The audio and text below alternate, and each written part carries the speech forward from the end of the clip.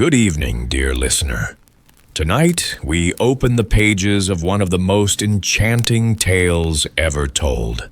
But before we begin, if these quiet stories bring you peace, take a moment to like this video and subscribe. I'd truly love to know where you're listening from and what hour of the night finds you here. Our little circle now stretches across oceans, bound by stories and calm. So dim the lights, let the air grow still, and let your mind wander gently with me into tonight's story. Snow White. It was the middle of winter, and the snowflakes were falling like feathers from the sky, and a queen sat at her window working, and her embroidery frame was of ebony. And as she worked, gazing at times out on the snow, she pricked her finger, and there fell from it 3 drops of blood on the snow. And when she saw how bright and red it looked, she said to herself, "Oh, that I had a child as white as snow, as red as blood, and as black as the wood of the embroidery frame." Not very long after she had a daughter, with a skin as white as snow, lips as red as blood, and hair as black as ebony, and she was named Snow White. And when she was born, the queen died. After a year had gone by, the king took another wife, a beautiful woman, but proud and overbearing, and she could not bear to be surpassed in beauty by anyone. She had a magic looking glass, and she used to stand before it and look in it and say, "Looking glass upon the wall, who is fairest of us all?" And the looking glass would answer, "You are fairest of them all." And she was contented, for she knew that the looking glass spoke the truth. Now, Snow White was growing prettier and prettier, and when she was 7 years old, she was as beautiful as day, far more so than the queen herself. So one day when the queen went to her mirror and said, "Looking glass upon the wall, who is fairest of us all?" it answered, "Queen, you are full fair, 'tis true, but Snow White fairer is than you." This gave the queen a great shock, and she became yellow and green with envy. And from that hour her heart turned against Snow White, and she hated her. And envy and pride like ill weeds grew in her heart higher every day, until she had no peace day or night. At last she sent for a huntsman and said, "Take the child out into the woods, so that I may set eyes on her no more. You must put her to death, and bring me her heart for a token." The huntsman consented and led her away. But when he drew his cutlass to pierce Snow White's innocent heart, she began to weep and to say, "Oh, dear huntsman, do not take my life. I will go away into the wild wood and never come home again." And as she was so lovely, the huntsman had pity on her and said, "Away with you then, poor child." For he thought the wild animals would be sure to devour her, and it was as if a stone had been rolled away from his heart when he spared to put her to death. Just at that moment, a young wild boar came running by, so he caught and killed it, and taking out its heart, he brought it to the queen for a token. And it was salted and cooked, and the wicked woman ate it up, thinking that there was an end of Snow White. Now, when the poor child found herself quite alone in the wild woods, she felt full of terror, even of the very leaves on the trees, and she did not know what to do for fright.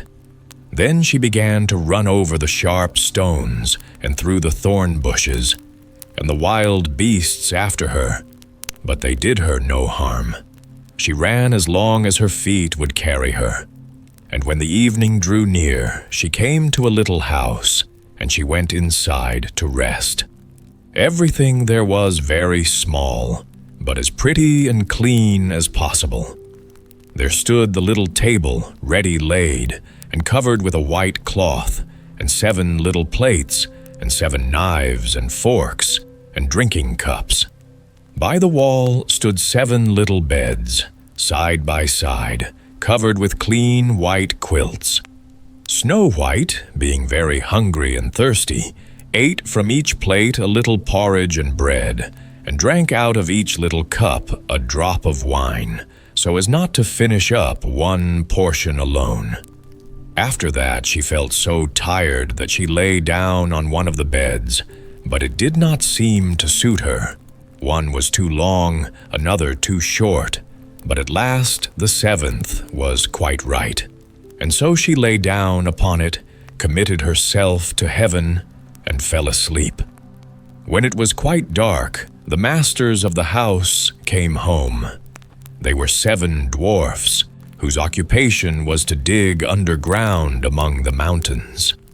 When they had lighted their 7 candles, and it was quite light in the little house, they saw that someone must have been in, as everything was not in the same order in which they left it. The first said, "Who has been sitting in my little chair?" The second said, "Who has been eating from my little plate?" The third said, "Who has been taking my little loaf?" The fourth said, "Who has been tasting my porridge?" The fifth said, "Who has been using my little fork?" The sixth said, "Who has been cutting with my little knife?" The seventh said, "Who has been drinking from my little cup?" Then the first one, looking round, saw a hollow in his bed, and cried, "Who has been lying on my bed?" And the others came running, and cried, "Someone has been on our beds too." But when the 7th looked at his bed, he saw little Snow White lying there asleep. Then he told the others, who came running up, crying out in their astonishment, and holding up their 7 little candles to throw a light upon Snow White. "Oh goodness, oh gracious," cried they, "what beautiful child is this?" And were so full of joy to see her that they did not wake her, but let her sleep on. And the 7th dwarf slept with his comrades, an hour at a time with each, until the night had passed. When it was morning, and Snow White awoke and saw the 7 dwarfs, she was very frightened, but they seemed quite friendly, and asked her what her name was, and she told them. And then they asked how she came to be in their house, and she related to them how her stepmother had wished her to be put to death, and how the huntsman had spared her life, and how she had run the whole day long, until at last she had found their little house. Then the dwarf said, "If you will keep our house for us, and cook, and wash, and make the beds, and sew, and knit, and keep everything tidy and clean, you may stay with us, and you shall lack nothing." "With all my heart," said Snow White, and so she stayed, and kept the house in good order. In the morning the dwarfs went to the mountain to dig for gold. In the evening they came home, and their supper had to be ready for them. All the day long the maiden was left alone, and the good little dwarfs warned her, saying, "Beware of your stepmother, she will soon know you are here. Let no one into the house." Now the queen, having eaten Snow White's heart, as she supposed, felt quite sure that now she was the first and fairest, and so she came to her mirror, and said, "Looking glass upon the wall, who is fairest of us all?" And the glass answered, "Queen, thou art of beauty rare, but Snow White living in the glen, with the 7 little men, is 1,000 times more fair." Then she was very angry, for the glass always spoke the truth, and she knew that the huntsman must have deceived her, and that Snow White must still be living, and she thought and thought how she could manage to make an end of her, for as long as she was not the fairest in the land, envy left her no rest. At last she thought of a plan.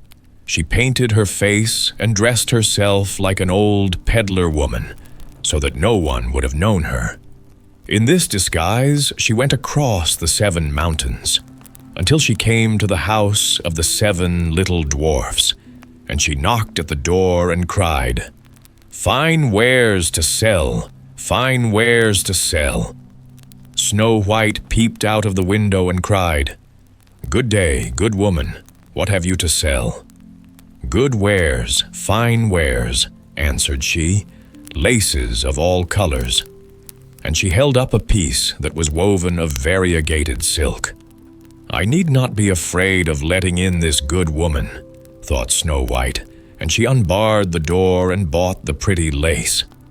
"What a figure you are, child," said the old woman. "Come and let me lace you properly for once."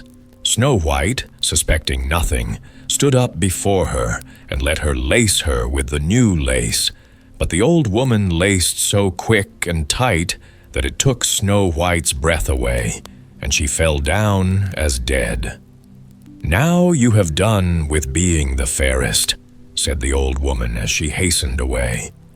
Not long after that, towards evening, the 7 dwarfs came home, and were terrified to see their dear Snow White lying on the ground, without life or motion.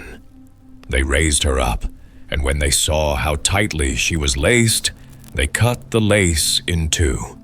Then she began to draw breath, and little by little she returned to life. When the dwarfs heard what had happened, they said, "The old peddler woman was no other than the wicked queen. You must beware of letting anyone in when we are not here."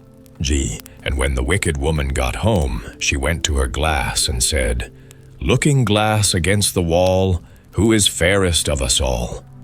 And it answered as before, "Queen, thou art of beauty rare, but Snow White living in the glen, with the 7 little men, is 1,000 times more fair." When she heard that, she was so struck with surprise that all the blood left her heart, for she knew that Snow White must still be living. "But now," said she, "I will think of something that will be her ruin." And by witchcraft she made a poisoned comb. Then she dressed herself up to look like another different sort of old woman. So she went across the 7 mountains and came to the house of the 7 dwarfs, and knocked at the door and cried, "Good wares to sell, good wares to sell." Snow White looked out and said, "Go away, I must not let anybody in." "But you are not forbidden to look," said the old woman, taking out the poisoned comb and holding it up. It pleased the poor child so much that she was tempted to open the door. And when the bargain was made, the old woman said, "Now, for once your hair shall be properly combed."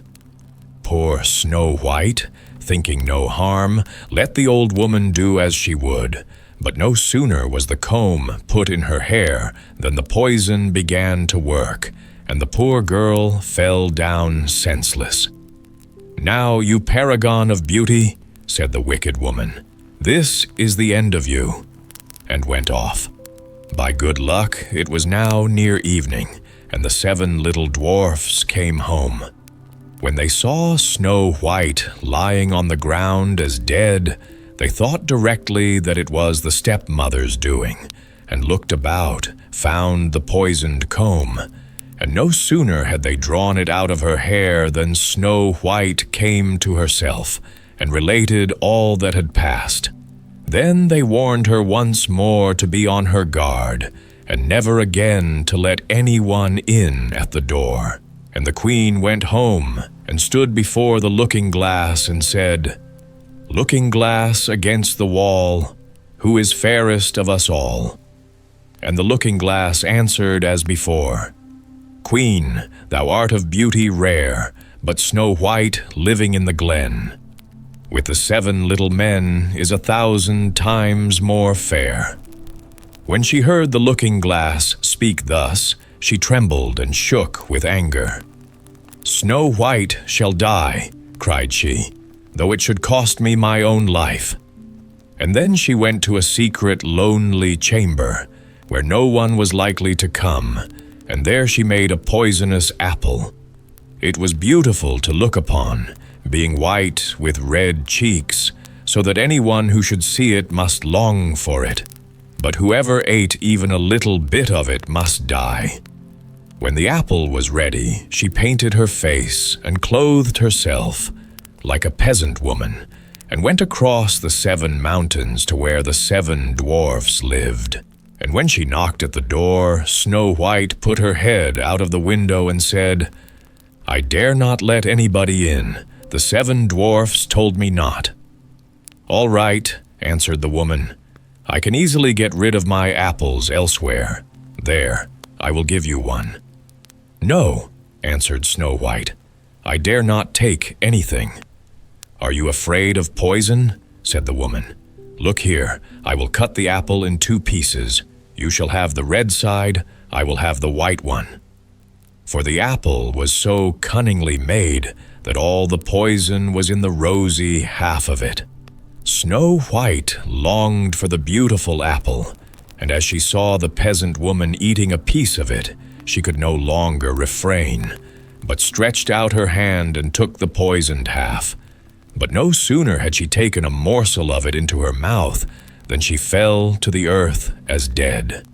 And the queen, casting on her a terrible glance, laughed aloud and cried, "As white as snow, as red as blood, as black as ebony, this time the dwarfs will not be able to bring you to life again." And when she went home and asked the looking-glass, "Looking glass against the wall, who is fairest of us all?" At last it answered, "You are the fairest now of all." Then her envious heart had peace, as much as an envious heart can have. The dwarfs, when they came home in the evening, found Snow White lying on the ground, and there came no breath out of her mouth, and she was dead. They lifted her up, sought if anything poisonous was to be found, cut her laces, combed her hair, washed her with water and wine, but all was of no avail. The poor child was dead, and remained dead. Then they laid her on a bier, and sat all 7 of them round it, and wept and lamented 3 whole days. And then they would have buried her, but that she looked still as if she were living, with her beautiful blooming cheeks. So they said, "We cannot hide her away in the black ground." And they had made a coffin of clear glass, so as to be looked into from all sides, and they laid her in it, and wrote in golden letters upon it her name, and that she was a king's daughter. Then they set the coffin out upon the mountain, and one of them always remained by it to watch, and the birds came too, and mourned for Snow White, first an owl, then a raven, and lastly a dove. Now, for a long while, Snow White lay in the coffin and never changed, but looked as if she were asleep, for she was still as white as snow, as red as blood, and her hair was as black as ebony. It happened, however, that one day a king's son rode through the wood and up to the dwarf's house, which was near it. He saw on the mountain the coffin, and beautiful Snow White within it, and he read what was written in golden letters upon it. Then he said to the dwarfs, "Let me have the coffin, and I will give you whatever you like to ask for it." But the dwarfs told him that they could not part with it for all the gold in the world. But he said, "I beseech you to give it me, for I cannot live without looking upon Snow White. If you consent, I will bring you to great honor, and care for you as if you were my brethren." When he so spoke, the good little dwarfs had pity upon him, and gave him the coffin, and the king's son called his servants, and bid them carry it away on their shoulders. Now, it happened that as they were going along, they stumbled over a bush, and with the shaking, the bit of poisoned apple flew out of her throat. It was not long before she opened her eyes, threw up the cover of the coffin, and sat up, alive and well. "Oh dear, where am I?" cried she. The king's son answered, full of joy, "You are near me." And, relating all that had happened, he said, "I would rather have you than anything in the world. Come with me to my father's castle, and you shall be my bride." Eyes and Snow White was kind, and went with him, and their wedding was held with pomp and great splendor. But Snow White's wicked stepmother was also bidden to the feast, and when she had dressed herself in beautiful clothes, she went to her looking-glass and said, "Looking-glass upon the wall, who is fairest of us all?" The looking-glass answered, "O Queen, although you are of beauty rare, the young bride is 1,000 times more fair." Then she railed and cursed, and was beside herself with disappointment and anger. First she thought she would not go to the wedding, but then she felt she should have no peace until she went and saw the bride. And when she saw her, she knew her for Snow White, and could not stir from the place for anger and terror. For they had ready red-hot iron shoes, in which she had to dance until she fell down dead. Sweet Porridge. Once, in a humble village hemmed in by dark woods and wild meadows, there lived a poor but gentle girl with her widowed mother. Their cottage was small, their hearth cold, and their pantry bare, for fortune had long turned her face from them. Day by day their bread grew thinner, their bones sharper, and their voices weaker from want. Yet the child never ceased to comfort her mother with kind words and hopeful glances, though her own stomach cried with hunger. One gray morning, when their cupboard held nothing but dust and their strength was nearly gone, the girl resolved to wander into the forest in search of roots, berries, or any scrap that might keep them alive a little longer. The trees stood tall and solemn, as if guarding secrets of the earth. She walked deeper and deeper until her feet ached and her courage nearly failed her. Then, as if out of mist, there appeared before her an aged woman wrapped in a cloak the color of autumn leaves. Her eyes, though dimmed by years, shone with a knowing light, as if she could see into the very heart of the child. She asked softly, "Why do you walk with such sorrow, little one?" And the girl, being honest and without guile, told of their empty larder and of her mother who sat weary and faint at home. The old woman nodded, as though she had long expected this tale, and drew from her basket a small earthen pot. It looked ordinary, no finer than the humblest cooking vessel. Yet the woman spoke to it as one might speak to a friend. "Cook, little pot, cook," she whispered, and at once from its hollow rose steam, and within bubbled porridge, golden, sweet, and fragrant. When she had shown the marvel, she spoke again. "Stop, little pot." And at once the bubbling ceased, leaving the vessel brimming but no longer spilling. She placed the pot into the girl's hands and said, "Take this gift to your mother. So long as you remember the words, neither of you shall ever know hunger again." And before the child could thank her, the woman vanished among the trees like smoke carried by the wind. The girl hastened home, and when she cried, "Cook, little pot, cook," the vessel obeyed, filling the cottage with warmth and the sweet scent of porridge. She and her mother ate until their hunger was gone, and tears of joy filled their eyes. From that day forward, they were delivered from want, for whenever need arose, the pot provided, and with a word it rested. Their lives, once shadowed by hunger, were now brightened with plenty. Yet it happened one day that the girl went abroad to visit a neighbor, leaving her mother alone. The mother, wishing for a bowl of porridge, said the words she had heard so often. "Cook, little pot, cook." The pot began at once to boil and bubble, and the porridge was sweet as ever. She ate and ate until she could hold no more. But when she wished to bid the pot be still, the word escaped her memory. She frowned, she pleaded, she scolded, yet the pot paid no heed. It boiled on, obedient only to the true command. Soon the porridge rose to the brim and spilled over the sides. It spread across the hearthstones, it streamed along the floorboards, it poured out the door into the street. Neighbors cried in alarm as the golden tide swept through the lane. The pot, unwearied, cooked and cooked, as if determined to feed not merely one house, but the whole world's empty mouths. The villagers tried to block it with boards and buckets, but still it flowed.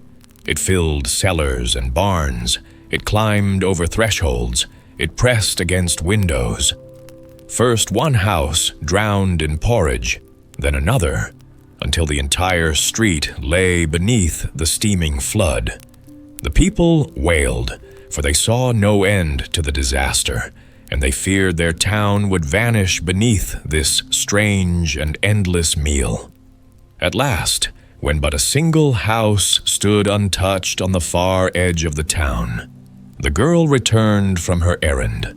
She beheld with wide eyes the strange sight of her village smothered in porridge, and she understood at once what had befallen.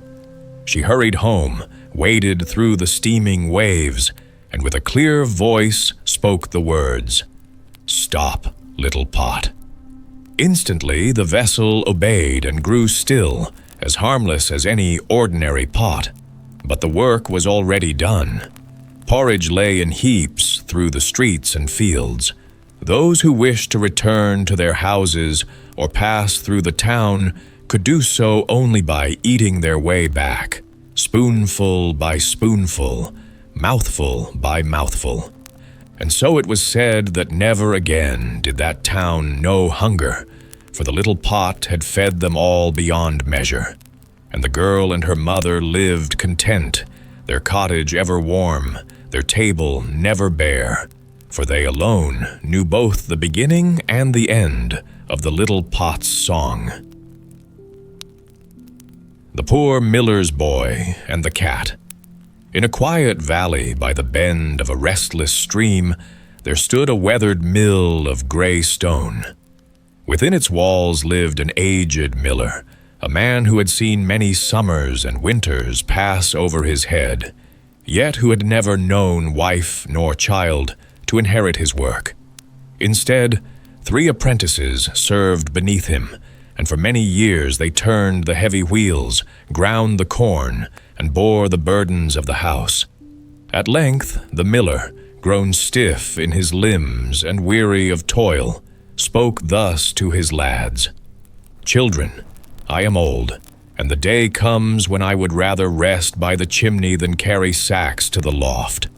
One of you must take my mill, yet he who shall have it must also promise to care for me in my declining days. To decide the matter fairly, go out into the wide world. Whosoever brings back to me the finest horse, to him will I give the mill, and in return he shall keep me till death calls me." Now among the 3 was the youngest, Hans, who was but the drudge of the house.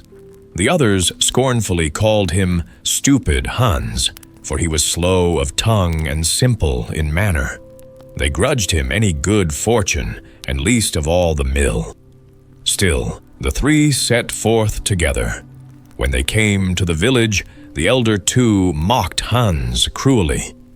"Best stay behind, Hans," said they, "for while thou livest, thou wilt never win a horse. Better sit upon the fence and watch us ride home in triumph." But Hans followed silently, bearing their jests. Evening drew on, and the travelers found a dark cavern where they laid themselves down to sleep.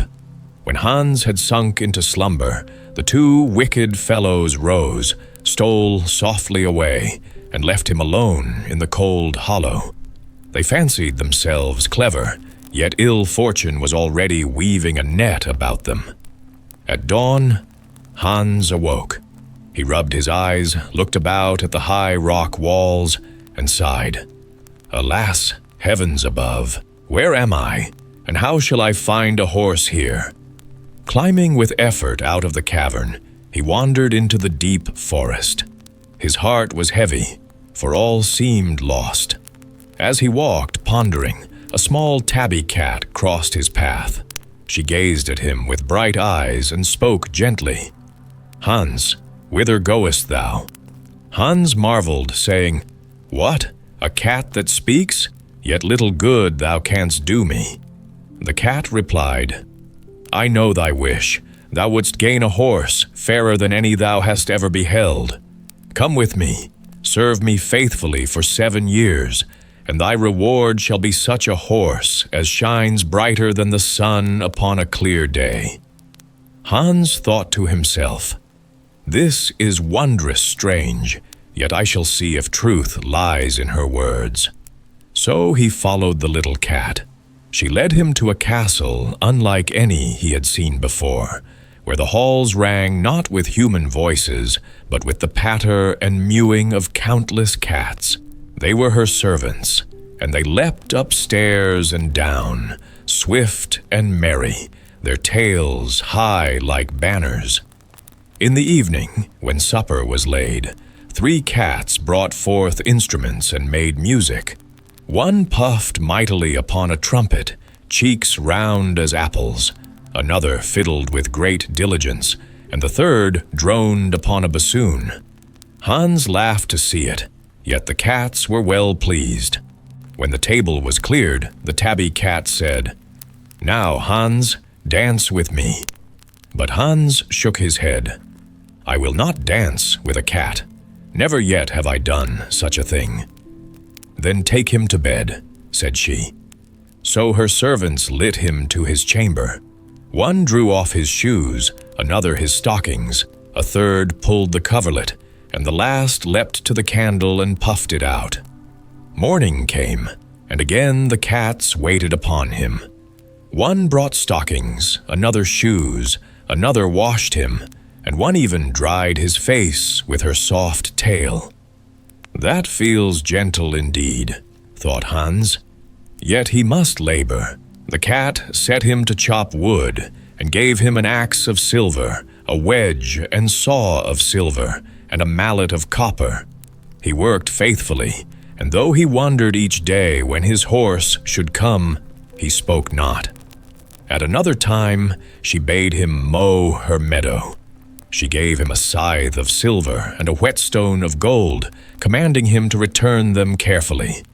Hans mowed the grass, dried it, and carried it home. Still, he asked, Mistress Cat, is it time for my reward? Not yet, said she. First build me a small house.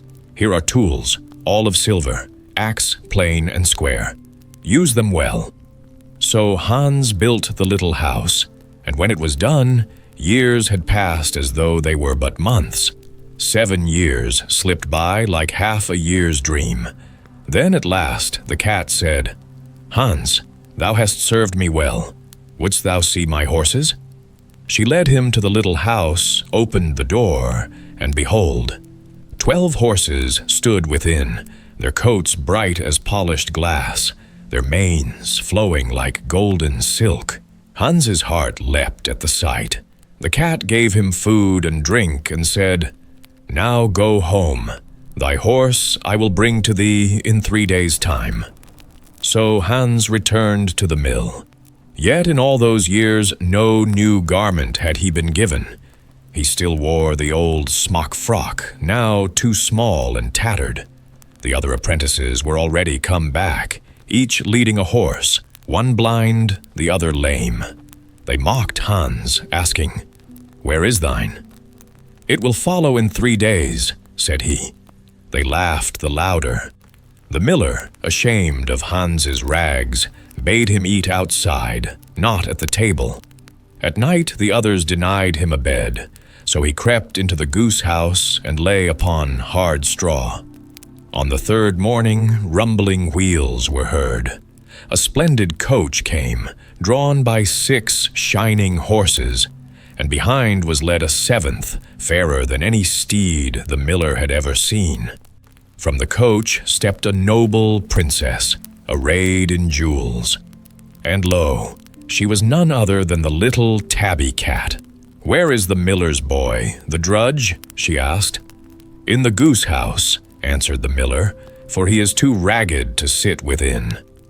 But the princess commanded, and Hans was brought forth, holding his torn frock together for shame.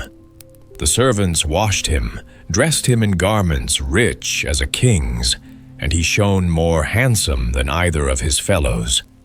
The princess looked at the other apprentices' wretched beasts, then pointed to the 7th horse. "This belongs to Hans, thy faithful boy," said she. The miller, astonished, declared, "Then Hans must have the mill as I promised."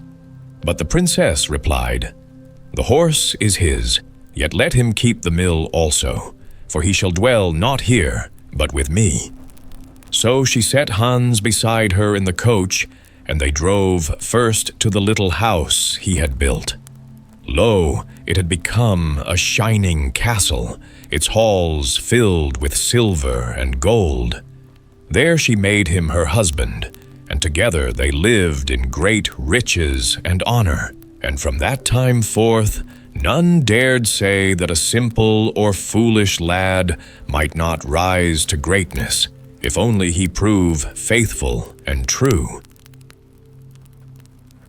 The 2 Kings' Children. There was once on a time a king who had a little boy, of whom it had been foretold that he should be killed by a stag when he was 16 years of age. And when he had reached that age, the huntsman once went hunting with him. In the forest, the king's son was separated from the others, and all at once he saw a great stag, which he wanted to shoot, but could not hit. At length he chased the stag so far that they were quite out of the forest, and then suddenly a great tall man was standing there instead of the stag, and said, "It is well that I have thee.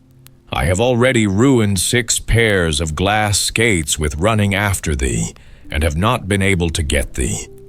Then he took the king's son with him, and dragged him through a great lake to a great palace, and then he had to sit down to table with him and eat something. When they had eaten something together, the king said, "I have 3 daughters. Thou must keep watch over the eldest for 1 night, from 9 in the evening till 6 in the morning, and every time the clock strikes, I will come myself and call.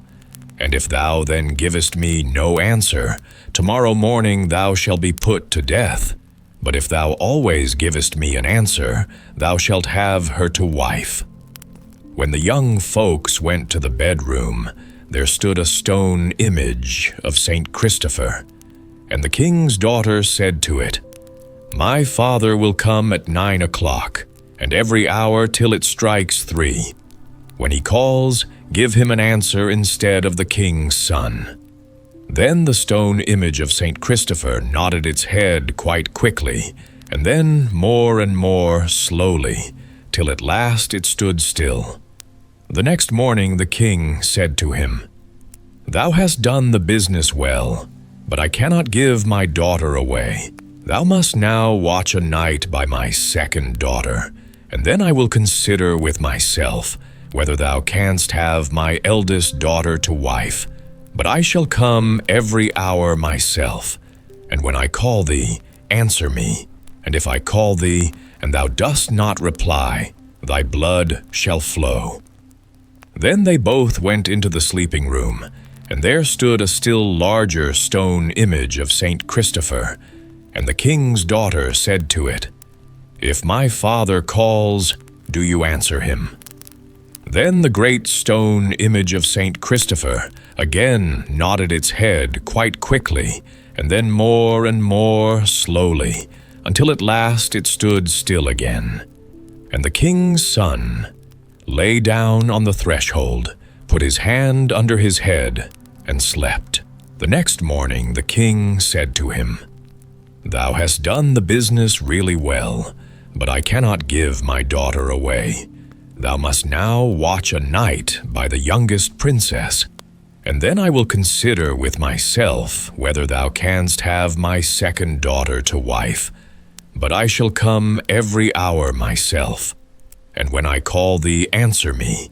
And if I call thee, and thou answerest not, thy blood shall flow for me." Then they once more went to the sleeping room together, and there was a much greater and much taller image of Saint Christopher than the two first had been. The king's daughter said to it, "When my father calls, do thou answer."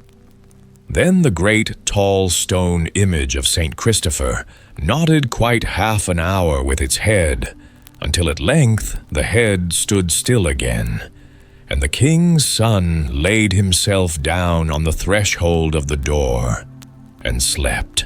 The next morning the king said, "Thou hast indeed watched well, but I cannot give thee my daughter now. I have a great forest. If thou cuttest it down for me between 6 o'clock this morning and 6 at night, I will think about it." Then he gave him a glass axe, a glass wedge, and a glass mallet. When he got into the wood, he began at once to cut, but the axe broke in two. Then he took the wedge and struck it once with the mallet, and it became as short and as small as sand. Then he was much troubled, and believed he would have to die, and sat down and wept. Now, when it was noon, the king said, "One of you girls must take him something to eat." "No," said the two eldest, "we will not take it to him.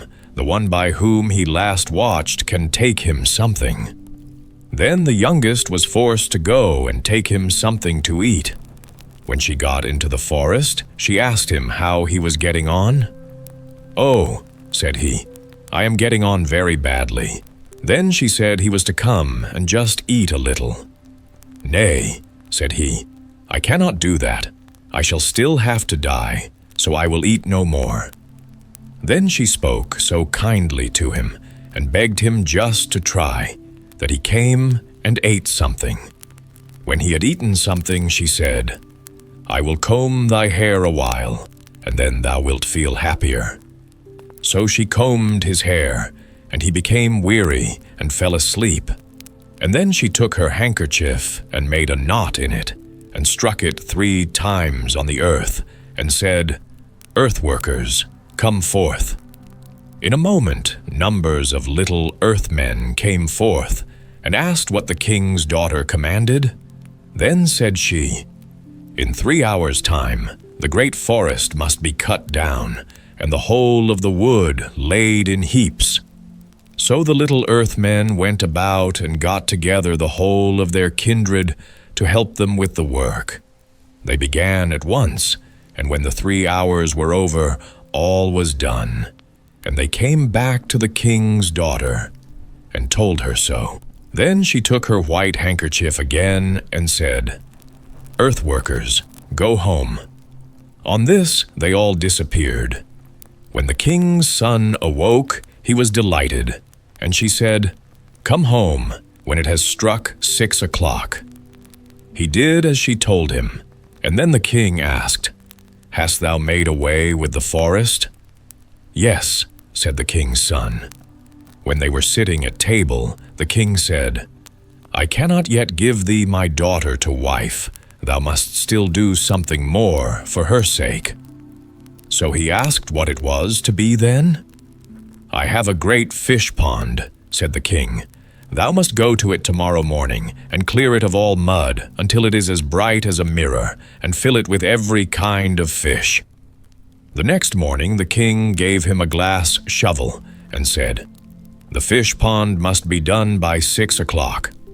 So he went away, and when he came to the fish pond, he stuck his shovel in the mud, and it broke in two. Then he stuck his hoe in the mud, and broke it also. Then he was much troubled. At noon, the youngest daughter brought him something to eat, and asked him how he was getting on. So the king's son said everything was going very ill with him, and he would certainly have to lose his head. "My tools have broken to pieces again." "Oh," said she, "thou must just come and eat something, and then thou wilt be in another frame of mind." "No," said he, "I cannot eat. I am far too unhappy for that." Then she gave him many good words, until at last he came and ate something. Then she combed his hair again, and he fell asleep. So once more she took her handkerchief, tied a knot in it, and struck the ground thrice with the knot, and said, "Earth-workers, come forth."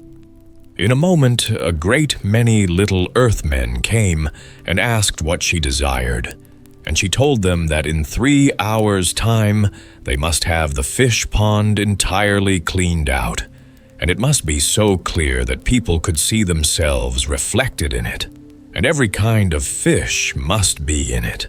The little earthmen went away and summoned all their kindred to help them, and in 2 hours it was done. Then they returned to her and said, "We have done as thou hast commanded." The king's daughter took the handkerchief and once more struck thrice on the ground with it and said, "Earth-workers, go home again." Then they all went away. When the king's son awoke, the fish pond was done. Then the king's daughter went away also, and told him that when it was 6, he was to come to the house. When he arrived at the house, the king asked, "Hast thou got the fish pond done?" "Yes," said the king's son. That was very good.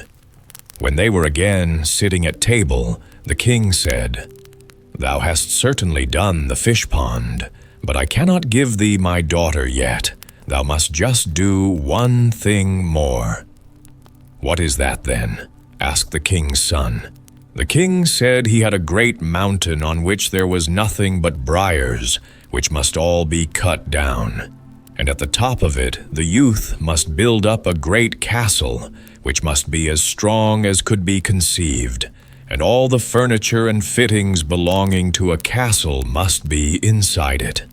And when he arose next morning, the king gave him a glass axe and a glass gimlet with him, and he was to have all done by 6 o'clock. As he was cutting down the first briar with the axe, it broke off short, and so small that the pieces flew all round about, and he could not use the gimlet either.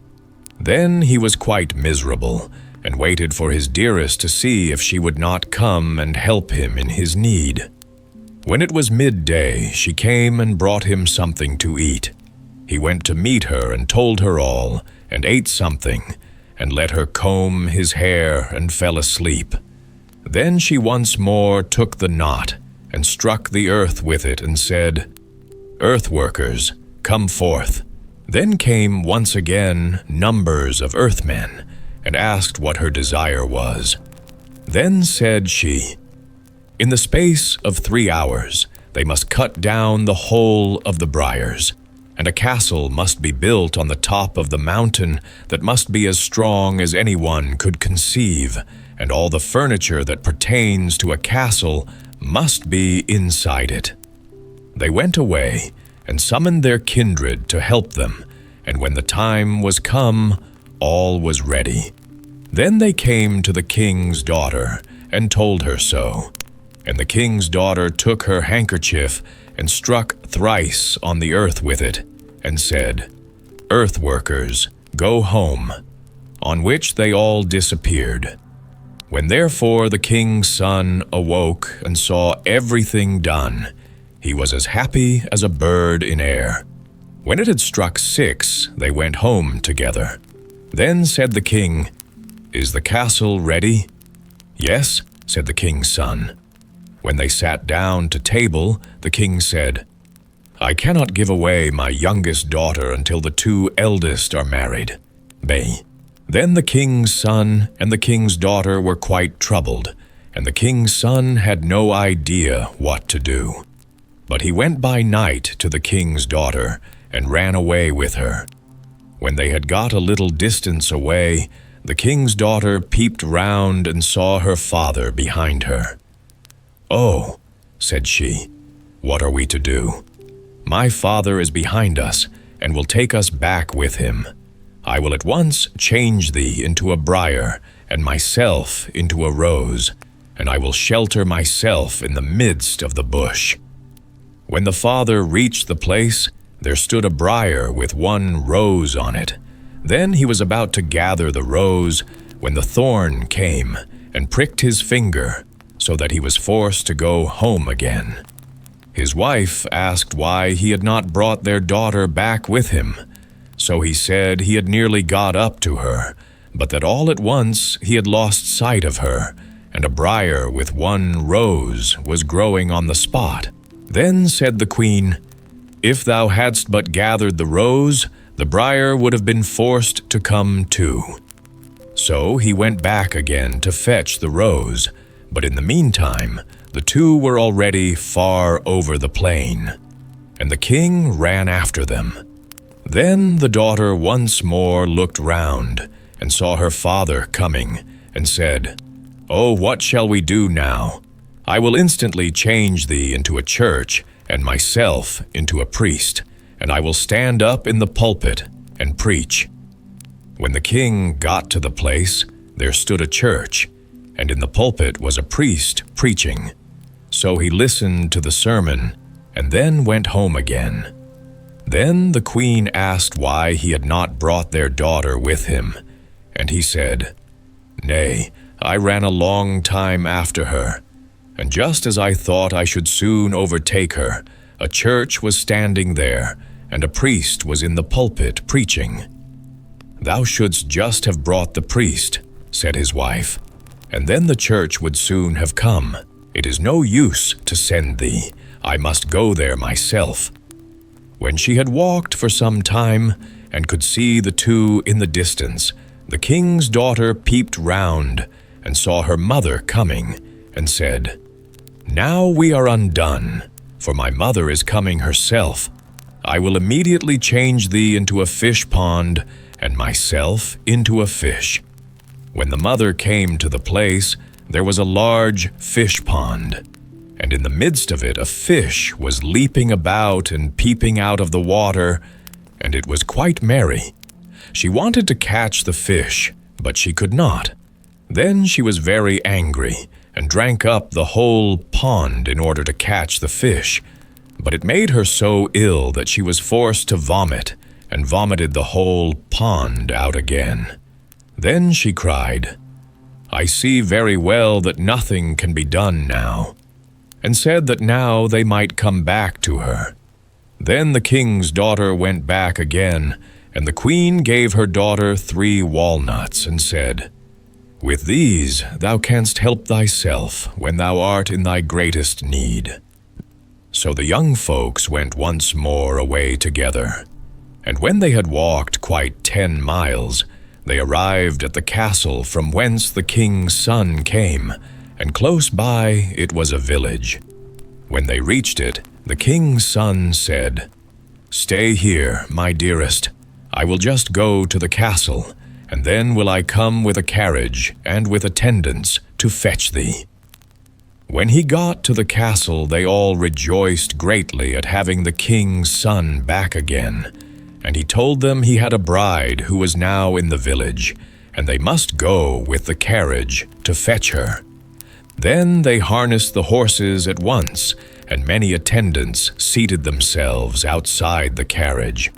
When the king's son was about to get in, his mother gave him a kiss, and he forgot everything which had happened, and also what he was about to do. On this, his mother ordered the horses to be taken out of the carriage again, and everyone went back into the house. But the maiden sat in the village and watched, and thought he would come and fetch her. But no one came. Then the king's daughter took service in the mill which belonged to the castle, and was obliged to sit by the pond every afternoon and clean the tubs. And the queen came one day on foot from the castle, and went walking by the pond, and saw the well-grown maiden sitting there, and said, "What a fine, strong girl that is! She pleases me well." Then she and all with her looked at the maid, but no one knew her. So a long time passed by, during which the maiden served the miller honorably and faithfully. In the meantime, the queen had sought a wife for her son, who came from quite a distant part of the world. When the bride came, they were at once to be married, and many people hurried together, all of whom wanted to see everything. Then the girl said to the miller that he might be so good as to give her leave to go also. So the miller said, "Yes, do go there." When she was about to go, she opened one of the 3 walnuts, and a beautiful dress lay inside it. She put it on and went into the church and stood by the altar. Suddenly came the bride and bridegroom and seated themselves before the altar. And when the priest was just going to bless them, the bride peeped half round and saw the maiden standing there. Then she stood up again and said she would not be given away until she also had as beautiful a dress as that lady there. So they went back to the house again and sent to ask the lady if she would sell that dress. No, she would not sell it, but the bride might perhaps earn it. Then the bride asked her how she was to do this. Then the maiden said, if she might sleep one night outside the king's son's door, the bride might have what she wanted. So the bride said, yes, she was willing to do that. But the servants were ordered to give the king's son a sleeping drink, and then the maiden laid herself down on the threshold and lamented all night long. She had had the forest cut down for him. She had had the fish pond cleaned out for him. She had had the castle built for him. She had changed him into a briar, and then into a church, and at last into a fish pond. And yet he had forgotten her so quickly. The king's son did not hear one word of it, but the servants had been awakened, and had listened to it, and had not known what it could mean. The next morning, when they were all up, the bride put on the dress, and went away to the church with the bridegroom. In the meantime, the maiden opened the second walnut, and a still more beautiful dress was inside it. She put it on, and went and stood by the altar in the church, and everything happened as it had happened the time before. And the maiden again lay all night on the threshold, which led to the chamber of the king's son, and the servant was once more to give him a sleeping drink. The servant, however, went to him and gave him something to keep him awake. And then the king's son went to bed, and the miller's maiden bemoaned herself as before on the threshold of the door, and told of all that she had done. All this the king's son heard, and was sore troubled, and what was past came back to him. Then he wanted to go to her, but his mother had locked the door. The next morning, however, he went at once to his beloved, and told her everything which had happened to him, and prayed her not to be angry with him for having forgotten her.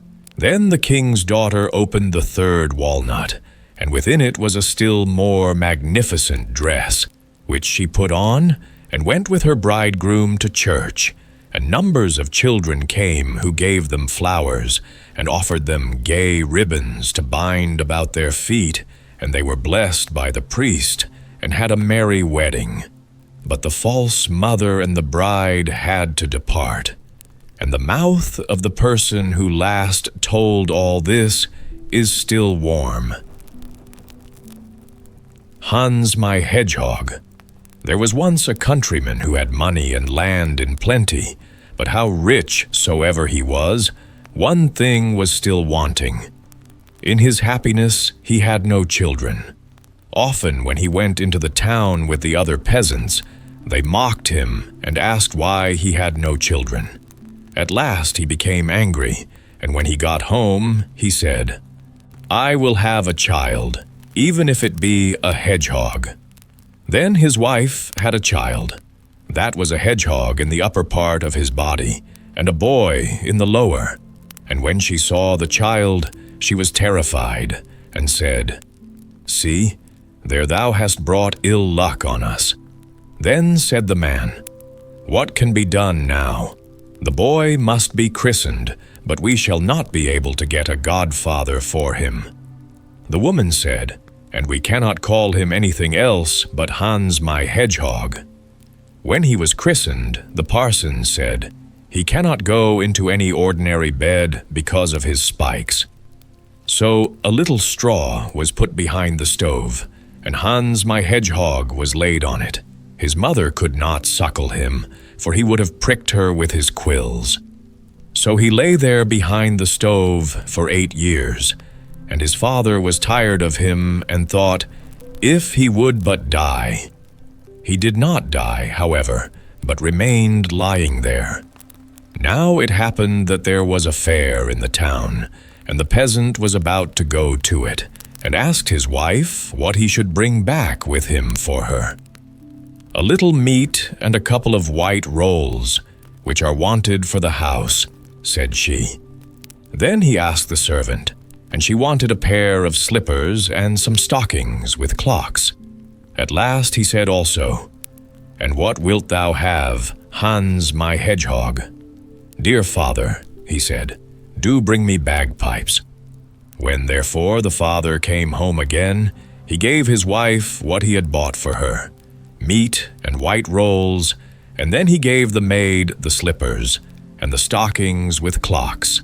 And lastly, he went behind the stove, and gave Hans my Hedgehog the bagpipes. And when Hans my Hedgehog had the bagpipes, he said, "Dear father, do go to the forge and get the cock shod, and then I will ride away, and never come back again." On this, the father was delighted to think that he was going to get rid of him, and had the cock shod for him. And when it was done, Hans my Hedgehog got on it, and rode away, but took swine and asses with him, which he intended to keep in the forest. When they got there, he made the cock fly onto a high tree with him, and there he sat for many a long year, and watched his asses and swine until the herd was quite large, and his father knew nothing about him. While he was sitting in the tree, however, he played his bagpipes, and made music which was very beautiful.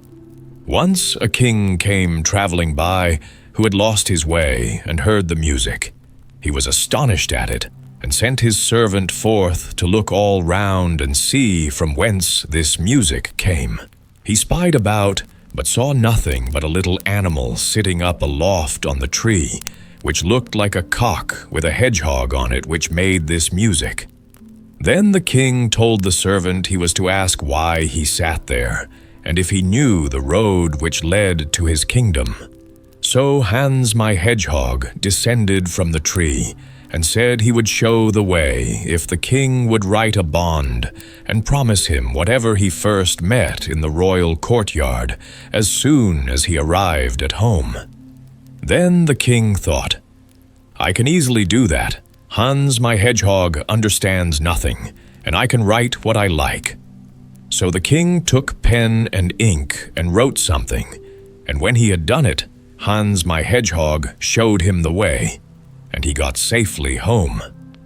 But his daughter, when she saw him from afar, was so overjoyed that she ran to meet him and kissed him. Then he remembered Hans my Hedgehog, and told her what had happened, and that he had been forced to promise whatsoever. First met him when he got home, to a very strange animal, which sat on a cock as if it were a horse, and made beautiful music, but that instead of writing that he should have what he wanted, he had written that he should not have it. Thereupon the princess was glad, and said he had done well, for she never would have gone away with the hedgehog. Hans my Hedgehog, however, looked after his asses and pigs, and was always merry, and sat on the tree and played his bagpipes. Now it came to pass that another king came journeying by with his attendants and runners, and he also had lost his way, and did not know how to get home again, because the forest was so large. He likewise heard the beautiful music from a distance, and asked his runner what that could be, and told him to go and see. Then the runner went under the tree, and saw the cock sitting at the top of it, and Hans my Hedgehog on the cock. The runner asked him what he was about up there. "I am keeping my asses and my pigs, but what is your desire?" The messenger said that they had lost their way, and could not get back into their own kingdom, and asked if he would not show them the way. Then Hans my Hedgehog got down the tree with the cock, and told the aged king that he would show him the way, if he would give him for his own whatsoever first met him in front of his royal palace. The king said, "Yes," and wrote a promise to Hans my Hedgehog that he should have this. That done, Hans rode on before him on the cock, and pointed out the way, and the king reached his kingdom again in safety. When he got to the courtyard, there were great rejoicings. Now he had an only daughter who was very beautiful. She ran to meet him, threw her arms round his neck, and was delighted to have her old father back again. She asked him where in the world he had been so long. So he told her how he had lost his way, and had very nearly not come back at all, but that as he was traveling through a great forest, a creature, half hedgehog, half man, who was sitting astride a cock in a high tree and making music, had shown him the way and helped him to get out, but that in return he had promised him whatsoever first met him in the royal courtyard, and how that was she herself, which made him unhappy now. But on this she promised that, for love of her father, she would willingly go with this Hans if he came. Hans my Hedgehog, however, took care of his pigs, and the pigs multiplied until they became so many in number that the whole forest was filled with them. Then Hans my Hedgehog resolved not to live in the forest any longer, and sent word to his father to have every sty in the village emptied, for he was coming with such a great herd that all might kill who wished to do so. When his father heard that, he was troubled, for he thought Hans my Hedgehog had died long ago. Hans my Hedgehog, however, seated himself on the cock and drove the pigs before him into the village and ordered the slaughter to begin. Ha! But there was a killing and a chopping that might have been heard 2 miles off. After this, Hans my Hedgehog said, "Father, let me have the cock shod once more at the forge, and then I will ride away and never come back as long as I live." Then the father had the cock shod once more, and was pleased that Hans my Hedgehog would never return again. Hans my Hedgehog rode away to the first kingdom. There the king had commanded that whosoever came, mounted on a cock, and had bagpipes with him should be shot at, cut down, or stabbed by everyone, so that he might not enter the palace. When, therefore, Hans my Hedgehog came riding thither, they all pressed forward against him with their pikes, but he spurred the cock, and it flew up over the gate in front of the king's window, and lighted there.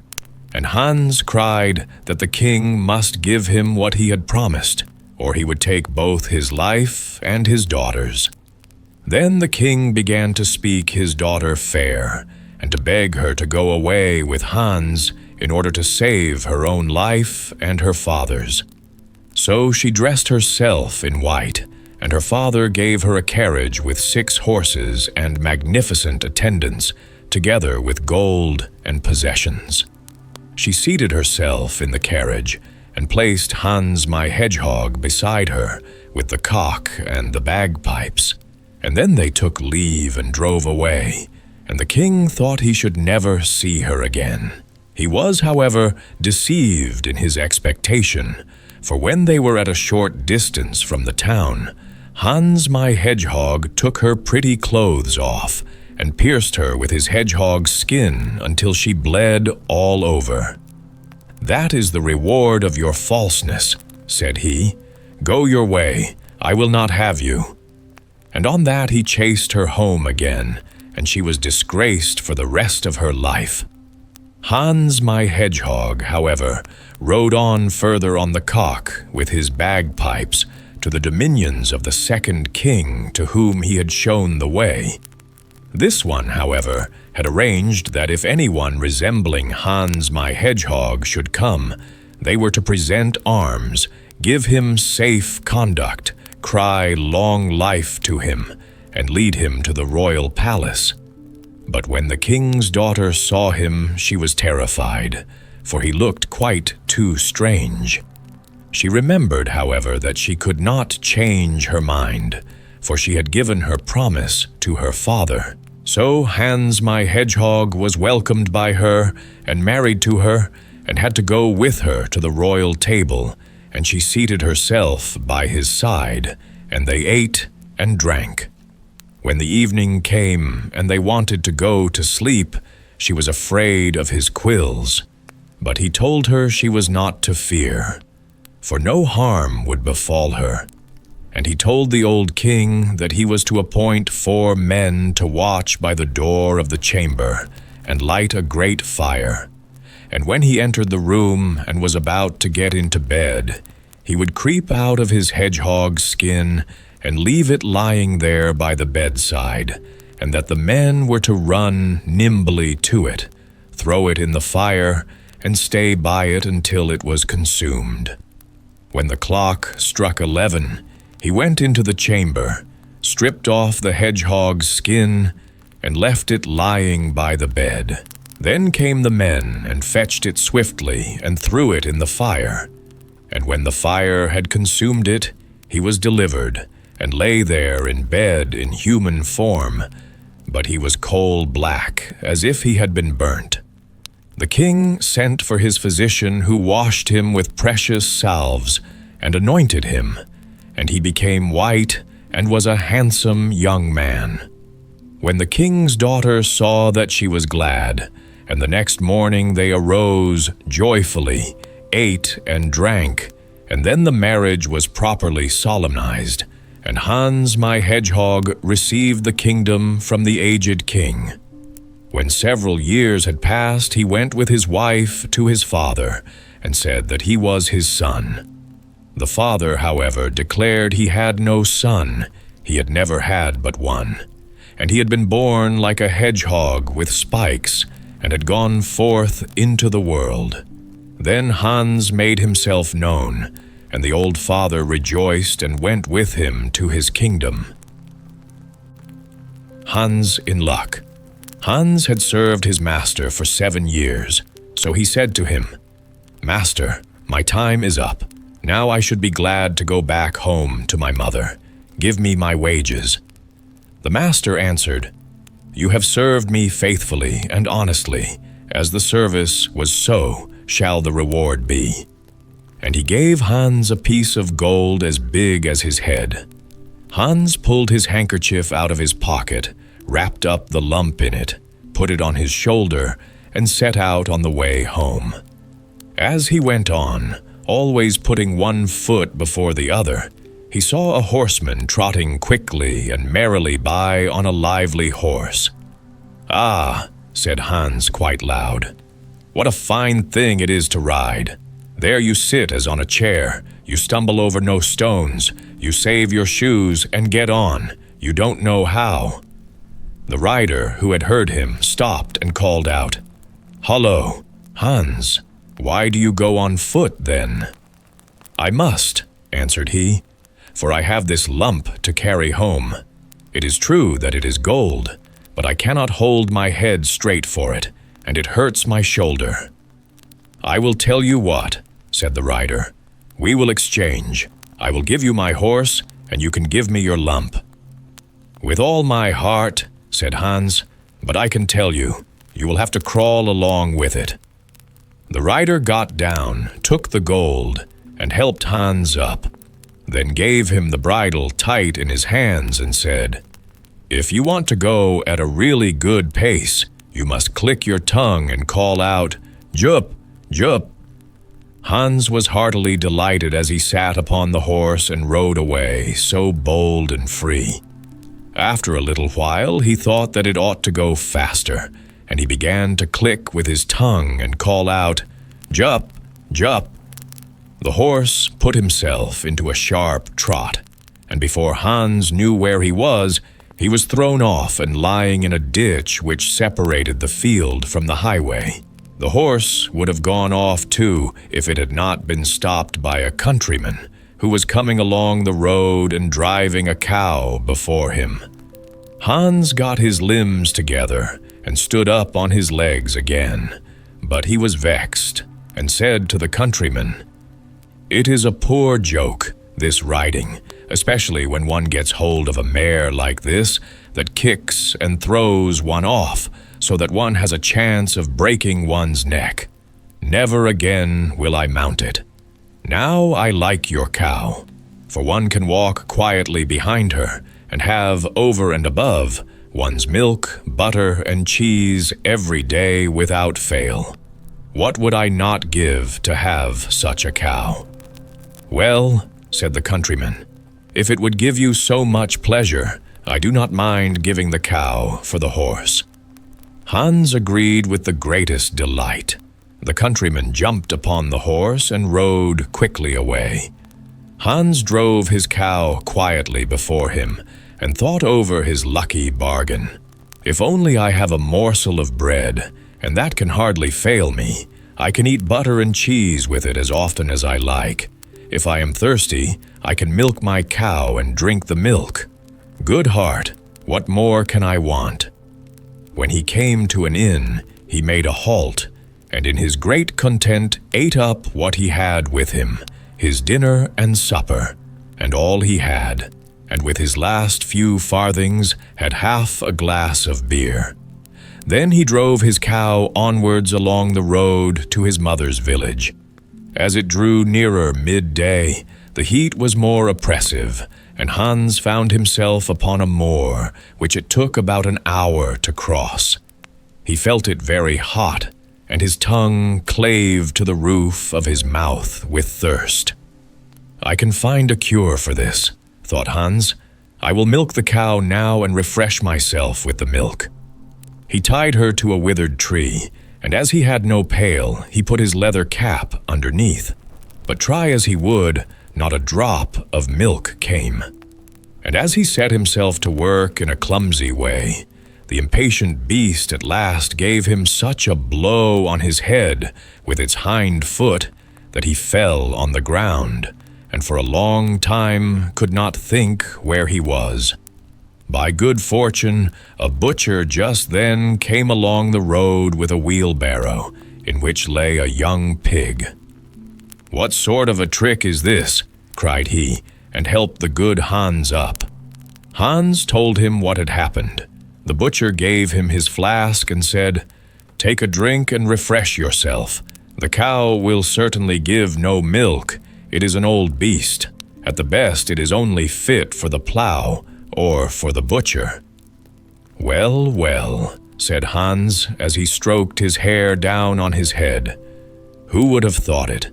Certainly it is a fine thing when one can kill a beast like that at home. What meat one has! But I do not care much for beef. It is not juicy enough for me. A young pig like that now is the thing to have. It tastes quite different. And then there are the sausages. Oh, hark ye, Hans, said the butcher. Out of love for you I will exchange, and will let you have the pig for the cow. Heaven repay you for your kindness, said Hans as he gave up the cow, whilst the pig was unbound from the barrow, and the cord by which it was tied was put in his hand. Hans went on, and thought to himself how everything was going just as he wished. If he did meet with any vexation, it was immediately set right. Presently there joined him a lad, who was carrying a fine white goose under his arm. They said good morning to each other, and Hans began to tell of his good luck, and how he had always made such good bargains. The boy told him that he was taking the goose to a christening feast. "Just lift her," added he, and laid hold of her by the wings. "How heavy she is! She has been fattened up for the last 8 weeks. Whoever has a bit of her when she is roasted will have to wipe the fat from both sides of his mouth." "My, yes," said Hans as he weighed her in one hand. "She is a good weight, but my pig is no bad one." Meanwhile the lad looked suspiciously from one side to the other and shook his head. "Look here," he said at length, "it may not be all right with your pig. In the village through which I passed, the mayor himself had just had one stolen out of its sty. I fear that you have got hold of it there. They have sent out some people, and it would be a bad business if they caught you with the pig. At the very least, you would be shut up in the dark hole." The good Hans was terrified. "Goodness," he said, "help me out of this fix. You know more about this place than I do. Take my pig and leave me your goose." "I shall risk something at that game," answered the lad, "but I will not be the cause of your getting into trouble." So he took the cord in his hand and drove away the pig quickly along a bypath. The good Hans, free from care, went homewards with the goose under his arm. "When I think over it properly," said he to himself, "I have even gained by the exchange. First there is the good roast meat, then the quantity of fat which will drip from it, and which will give me dripping for my bread for a quarter of a year, and lastly the beautiful white feathers. I will have my pillow stuffed with them, and then indeed I shall go to sleep without rocking. How glad my mother will be." As he was going through the last village, there stood a scissors grinder with his barrow. As his wheel whirred, he sang, "I sharpen scissors and quickly grind. My coat blows out in the wind behind." Hans stood still and looked at him. At last he spoke to him and said, "All's well with you, as you are so merry with your grinding." "Yes," answered the scissors grinder. "The trade has a golden foundation. A real grinder is a man who as often as he puts his hand into his pocket finds gold in it. But where did you buy that fine goose?" "I did not buy it, but exchanged my pig for it." "And the pig?" "That I got for a cow." "And the cow?" "I took that instead of a horse." "And the horse?" "For that I gave a lump of gold as big as my head." "And the gold?" "Well, that was my wages for 7 years' service."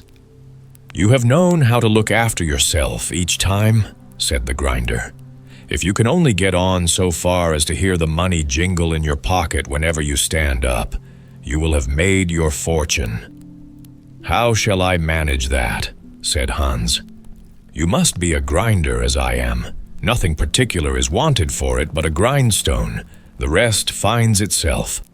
I have one here. It is certainly a little worn, but you need not give me anything for it but your goose. Will you do it?" "How can you ask?" answered Hans. "I shall be the luckiest fellow on earth. If I have money whenever I put my hand in my pocket, what need I trouble about any longer?" And he handed him the goose and received the grindstone in exchange. "Now," said the grinder, as he took up an ordinary heavy stone that lay by him, "here is a strong stone for you into the bargain. You can hammer well upon it and straighten your old nails, Take it with you and keep it carefully." Hans loaded himself with the stones and went on with a contented heart. His eyes shone with joy. "I must have been born with a caul," he cried. "Everything I want happens to me just as if I were a Sunday child." Meanwhile, as he had been on his legs since daybreak, he began to feel tired. Hunger also tormented him, for in his joy at the bargain by which he got the cow, he had eaten up all his store of food at once. At last he could only go on with great trouble and was forced to stop every minute. The stones, too, weighed him down dreadfully. Then he could not help thinking how nice it would be if he had not to carry them just then. He crept like a snail to a well in a field, and there he thought that he would rest and refresh himself with a cool draught of water. But in order that he might not injure the stones in sitting down, he laid them carefully by his side on the edge of the well. Then he sat down on it, and was to stoop and drink when he made a slip, pushed against the stones, and both of them fell into the water. When Hans saw them with his own eyes sinking to the bottom, he jumped for joy, and then knelt down, and with tears in his eyes thanked God for having shown him this favor also, and delivered him in so good a way, and without his having any need to reproach himself from those heavy stones which had been the only things that troubled him. "There is no man under the sun so fortunate as I," he cried out. With a light heart and free from every burden, he now ran on until he was with his mother at home. Mother Hulda. Once upon a time, in a little village that lay at the edge of a wide and lonely forest, there lived a widow with 2 daughters. Now one of these daughters was fair of face and gentle of spirit, and moreover, she was diligent in her labors, ever ready to put her hand to the spindle or sweep the hearth without complaint. The other daughter, however, was coarse of feature and slothful in habit, and though her heart was hard, she was beloved above all by the widow, for she was her own flesh and blood. Thus it befell that the fair and industrious child was despised and burdened with every task of the household, while her idle sister sat idly at ease, cared for and favored. Day after weary day, the poor girl was sent out to the roadside well with her distaff, there to spin until her fingers grew sore and the blood rose beneath her nails. The wind blew cold, the sun burned hot, yet she was not permitted to rest. One sorrowful day, as her spindle grew slick with blood, she dipped it into the well to cleanse it. Alas, it slipped from her weary hand and sank into the dark water, vanishing from sight. The child wept bitterly, for she feared her stepmother's wrath, and she hastened home to confess her misfortune. But the widow, sharp of tongue and merciless of heart, scolded her cruelly and cried, "If your clumsy fingers have let fall the spindle, then down into the well you must go and fetch it again." Trembling, the maiden returned to the well. She gazed into its depth, uncertain what to do, and in her despair she cast herself into the water, following after the spindle. Darkness closed around her, and she knew no more. When she awoke, she found herself not in the cold stone depths, but in a sunlit meadow, where flowers blossomed bright, and the air was sweet with birdsong. Astonished, she walked through the meadow, and soon she came upon a baker's oven. The oven was full of golden loaves, and they cried out with human voices, "Oh, take us out, or we shall burn. We are baked enough already." The maiden, pitying them, drew near, and with the baker's peel, she removed the loaves one by one, until all were saved from burning. Then she journeyed farther, and soon she came to a great apple tree, laden until its boughs bent low with fruit. The tree called to her, "Oh, shake me, for all my apples are ripe." So she shook the branches with all her might, and down the apples came like a rain of gold. She gathered them neatly into a heap and left none lying in the grass. After this, she wandered still farther until she came to a little house. At the window peered an old woman with teeth so great and long that the maiden was frightened and nearly fled. But the crone spoke kindly. "Be not afraid, dear child. Come dwell with me. If you keep my house in good order and do the work faithfully, all shall go well with you. Above all, you must take great care in making my bed and in shaking it thoroughly. For when the feathers fly, then in the world above it snows, for I am none other than Mother Hulda." Hearing these gentle words, the maiden took courage and entered into service. She worked diligently, rising early, tending the hearth, keeping the rooms in order, and shaking the bed so that the feathers flew like winter flakes. Mother Hulda was pleased with her, and the girl lived happily, with never a harsh word, but with good meat boiled and roasted every day. Yet after a long while, a sadness crept into her heart, for though her lot was better than ever it had been at home, she longed to see her own roof again. At last she spoke to Mother Hulda and said, "My mistress, though I fare well here, my heart yearns for home, and I can remain no longer." Mother Hulda answered kindly, "Your longing pleases me, for you have served me faithfully. I myself will send you home." So she took the maiden by the hand and led her to a great door. As the child passed through, there fell upon her a shower of gold so heavy and so bright that she stood covered with it from head to foot. "This is your reward for diligence," said Mother Hulda, and she gave her also the very spindle that had once fallen into the well. Then the door closed, and the girl found herself once more near her mother's house. As she crossed the yard, the cock perched on the well cried aloud, "Cock-a-doodle-doo, our golden girl has come home too." She entered the house shining with gold, and her mother welcomed her warmly, now that she saw such riches upon her. When the tale was told, the mother's heart burned with greed, and she resolved that her lazy daughter should gain the same fortune. So she bade the ugly one sit by the well and spin. To stain the spindle with blood, she pricked her finger upon the hedge of thorns, then flung the spindle into the water and leapt after it. She too awoke in the meadow and walked the same path. When she came to the oven, the loaves cried, "Oh, take us out, or we shall burn. We are baked enough already." But she only scoffed, saying, "I have no wish to soil my hands," and went her way. Then she came to the apple tree, and it cried, "Oh, shake me, for all my apples are ripe." But the girl answered, "One might fall on my head," and passed on without a glance.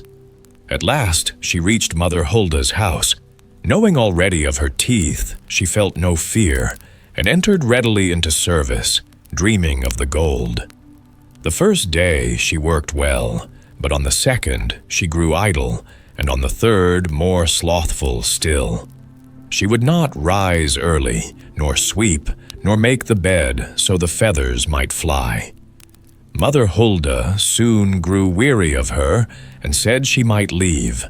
The girl rejoiced, thinking the shower of gold awaited her.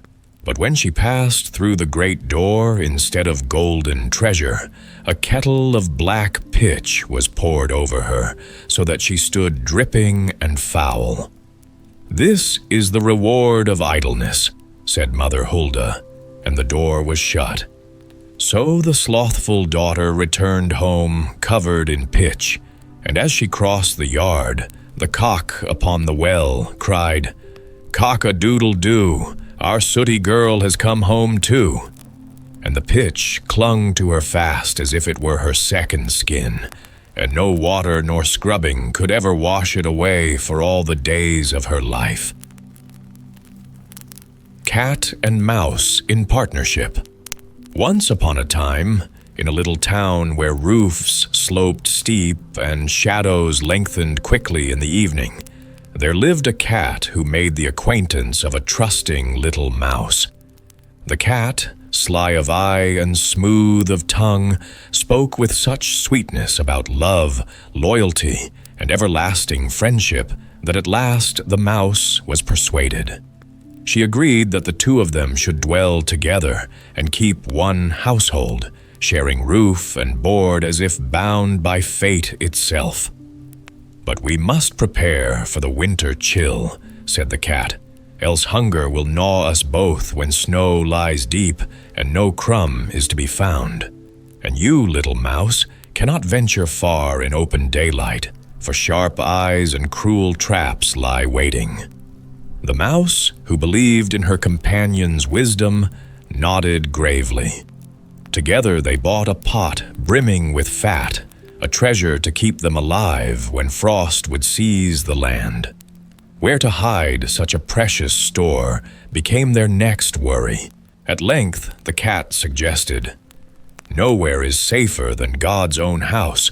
Beneath the altar none would dare to steal, for holy fear guards it better than any lock. There our fat shall rest until need calls." The mouse, innocent and trusting, agreed. And so the pot was carried to the church and set carefully beneath the altar's cold stones. But peace in a greedy heart is short-lived.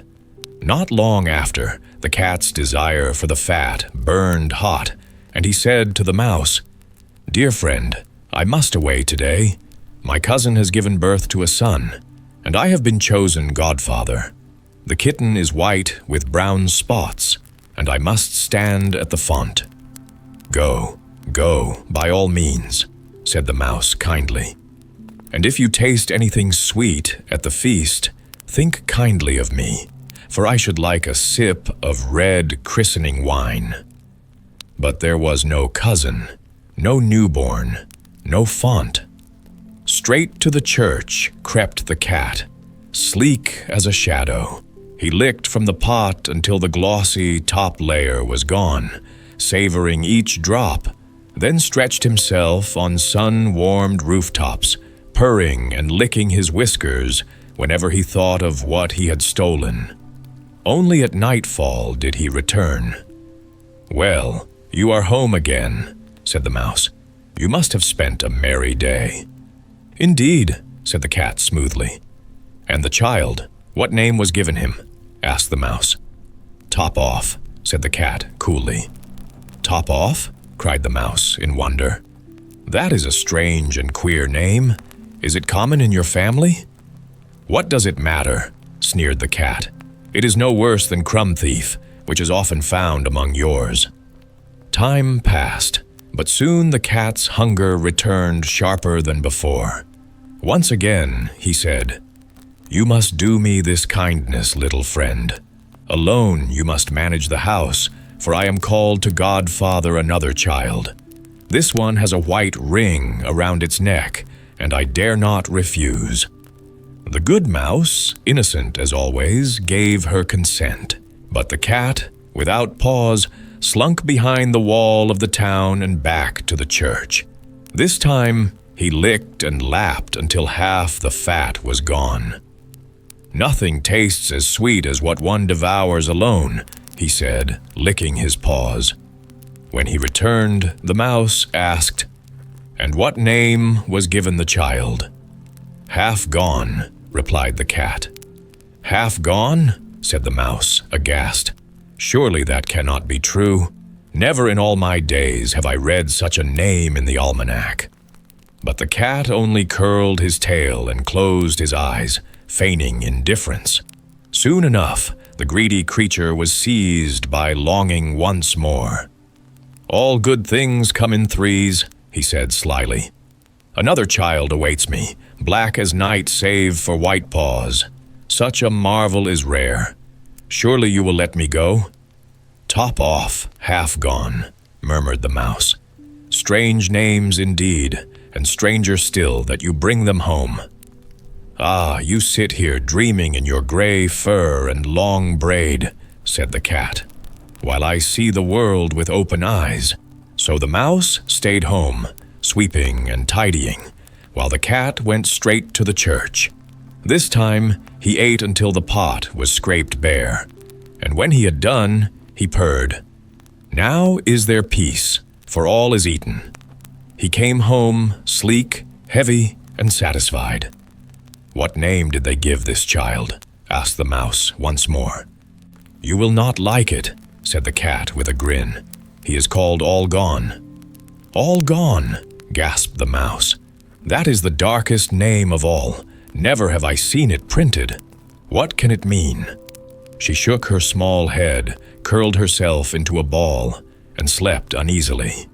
From that day forward, no one invited the cat to stand as godfather. Yet when the first frost hardened the earth, and no seeds or scraps could be found, the mouse thought of their hidden store. "Come, friend cat," she said, "let us fetch the pot of fat. It will keep us well in this barren season." "Yes," answered the cat, "you will find it as sweet as thrusting your tongue out of the window to catch the wind." Together they went, but when they came to the church and drew forth the pot, behold, it stood empty, scraped clean. "Alas," cried the mouse, "now I see it clear. You have devoured it all yourself, first top off, then half gone, then—" "Silence," roared the cat, his eyes gleaming. "One more word, and you will share their fate." But the poor mouse, trembling, whispered, "All gone." The word was scarce upon her lips when the cat leapt. With one swift bound he seized her, broke her cry, and swallowed her whole. And so the tale ends, as many do, with deceit rewarded and trust betrayed. For such is the way of the world. The greedy grow fat, and the innocent are consumed. The wishing table, the gold ass, and the cudgel in the sack. There was once upon a time a tailor who had 3 sons and only 1 goat. But as the goat supported the whole of them with her milk, she was obliged to have good food and to be taken every day to pasture. The sons, therefore, did this in turn. Once the eldest took her to the churchyard, where the finest herbs were to be found, and let her eat and run about there. At night, when it was time to go home, he asked, "Goat, hast thou had enough?" The goat answered, "I have eaten so much, not a leaf more I'll touch. Meh, meh." "Come home, then," said the youth, and took hold of the cord round her neck, led her into the stable, and tied her up securely. "Well," said the old tailor, "has the goat had as much food as she ought?" "Oh," answered the son, "she has eaten so much, not a leaf more she'll touch." Ah, but the father wished to satisfy himself, and went down to the stable, stroked the dear animal, and asked, "Goat, art thou satisfied?" The goat answered, "Wherewithal should I be satisfied? Among the graves I leapt about, and found no food, so went without. Meh, meh." "What do I hear?" cried the tailor, and ran upstairs and said to the youth, "Hallo, thou liar, thou saidst the goat had had enough, and hast let her hunger." And in his anger he took the yard measure from the wall, and drove him out with blows.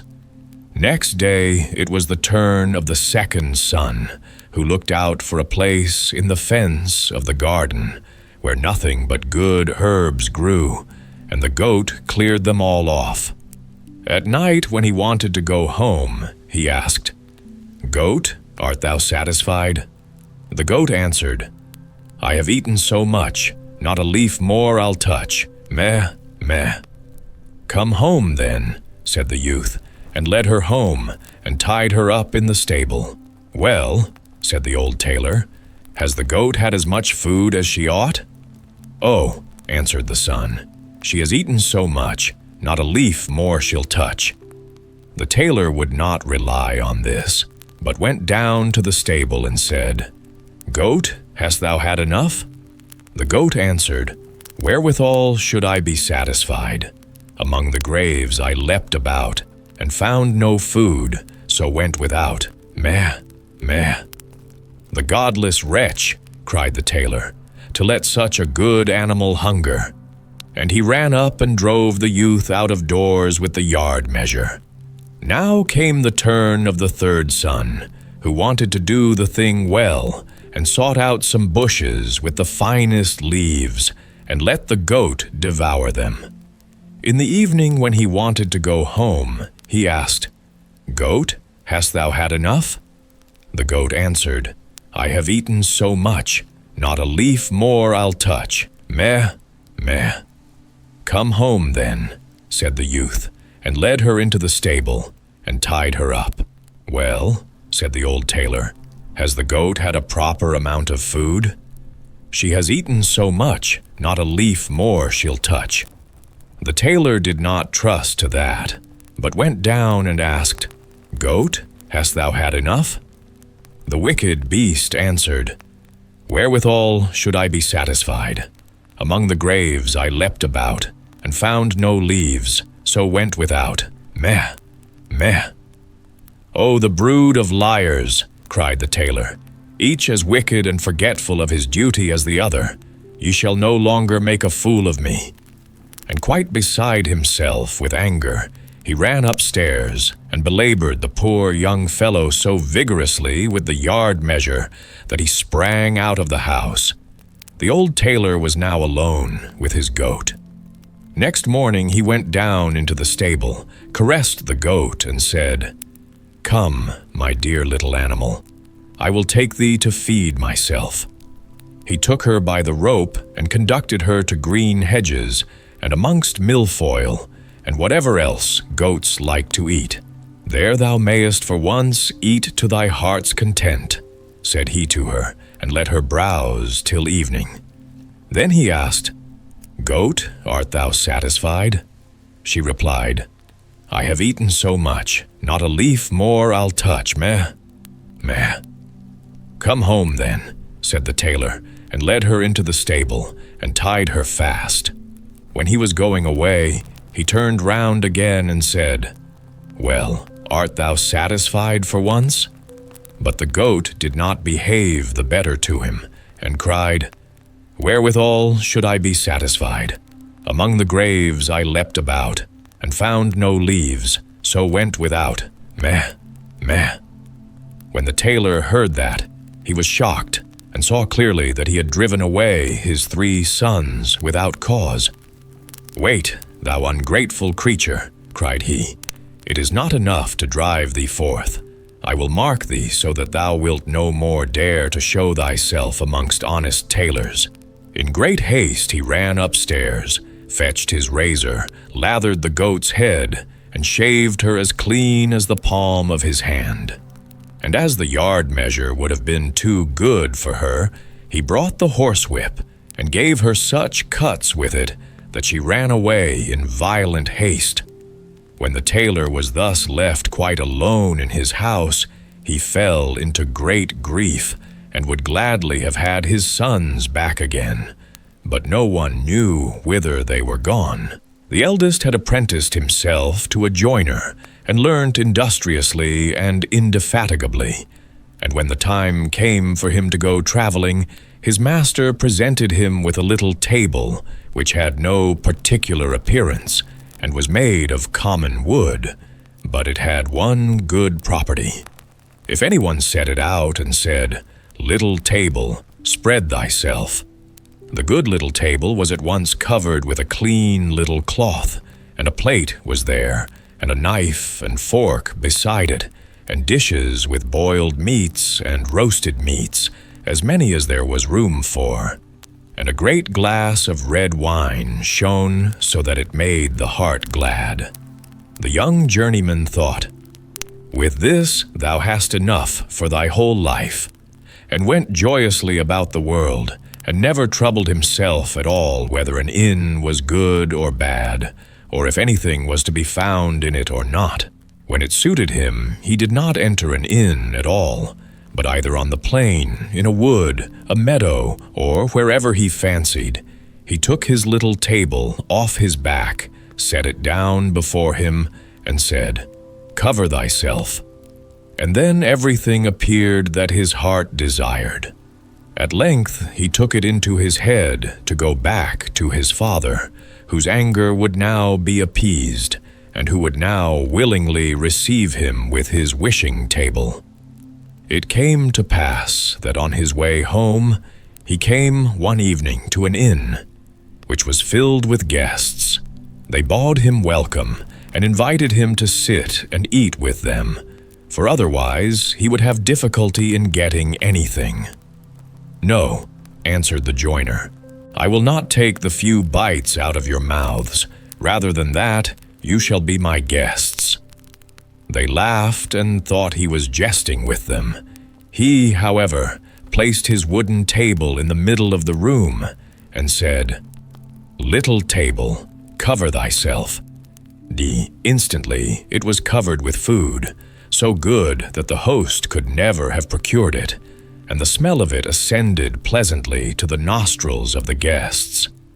"Fall to, dear friends," said the joiner, and the guests, when they saw that he meant it, did not need to be asked twice, but drew near, pulled out their knives, and attacked it valiantly. And what surprised them the most was that when a dish became empty, a full one instantly took its place of its own accord. The innkeeper stood in one corner and watched the affair. He did not at all know what to say, but thought, "Thou couldst easily find a use for such a cook as that in thy kitchen."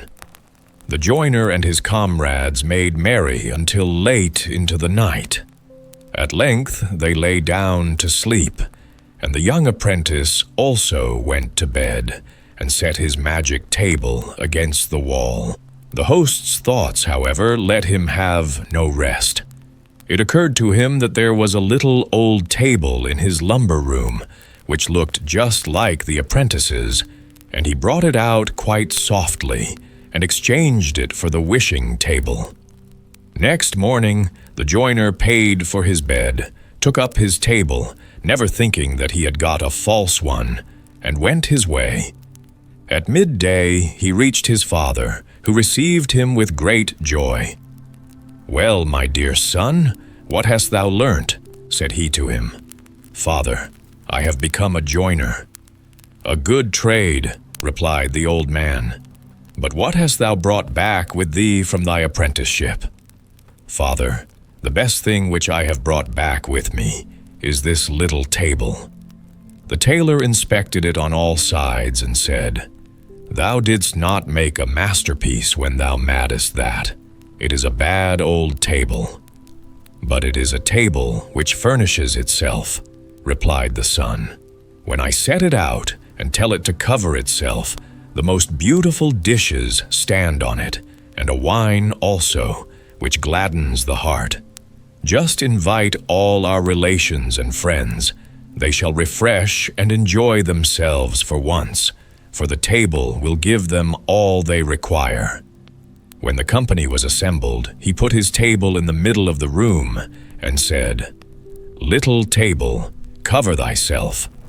But the little table did not bestir itself, and remained just as bare as any other table, which did not understand language.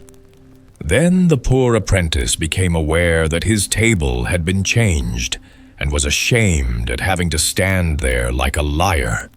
The relations, however, mocked him, and were forced to go home without having eaten or drunk. The father brought out his patches again, and went on tailoring, but the son went to a master in the craft. The second son had gone to a miller, and had apprenticed himself to him. When his years were over, the master said, "As thou hast conducted thyself so well, I give thee an ass of a peculiar kind, which neither draws a cart nor carries a sack." "To what use is he put then?" asked the young apprentice. "He lets gold drop from his mouth," answered the miller. "If thou settest him on a cloth and sayest, 'Bricklebrit,' the good animal will drop gold pieces for thee."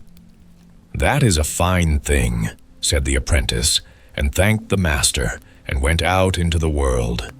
When he had need of gold, he had only to say, "Bricklebrit," to his ass, and it rained gold pieces, and he had nothing to do but pick them off the ground.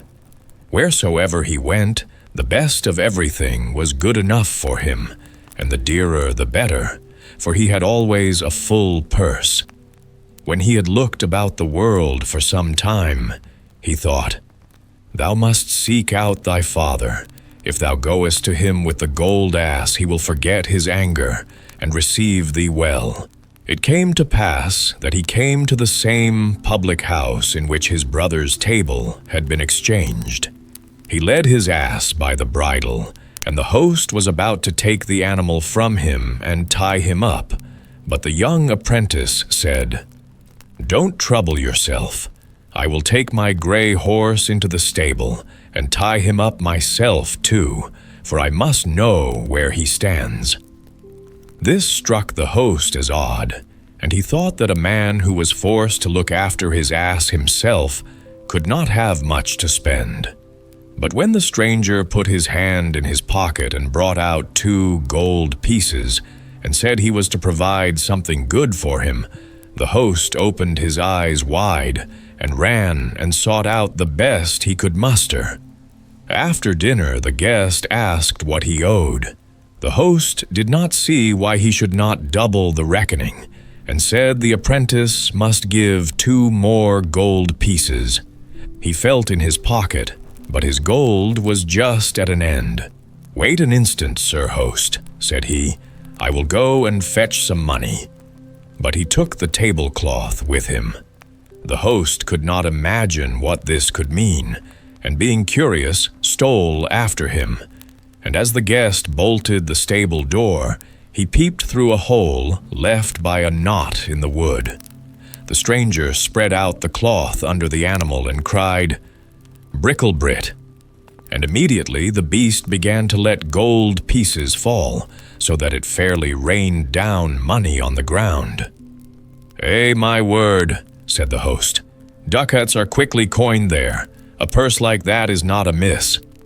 The guest paid his score and went to bed. But in the night, the host stole down into the stable, led away the master of the mint, and tied up another ass in his place. Early next morning, the apprentice traveled away with his ass, and thought that he had his gold ass. At midday, he reached his father, who rejoiced to see him again, and gladly took him in. "What hast thou made of thyself, my son?" asked the old man. "A miller, dear father," he answered. "What hast thou brought back with thee from thy travels?" "Nothing else but an ass."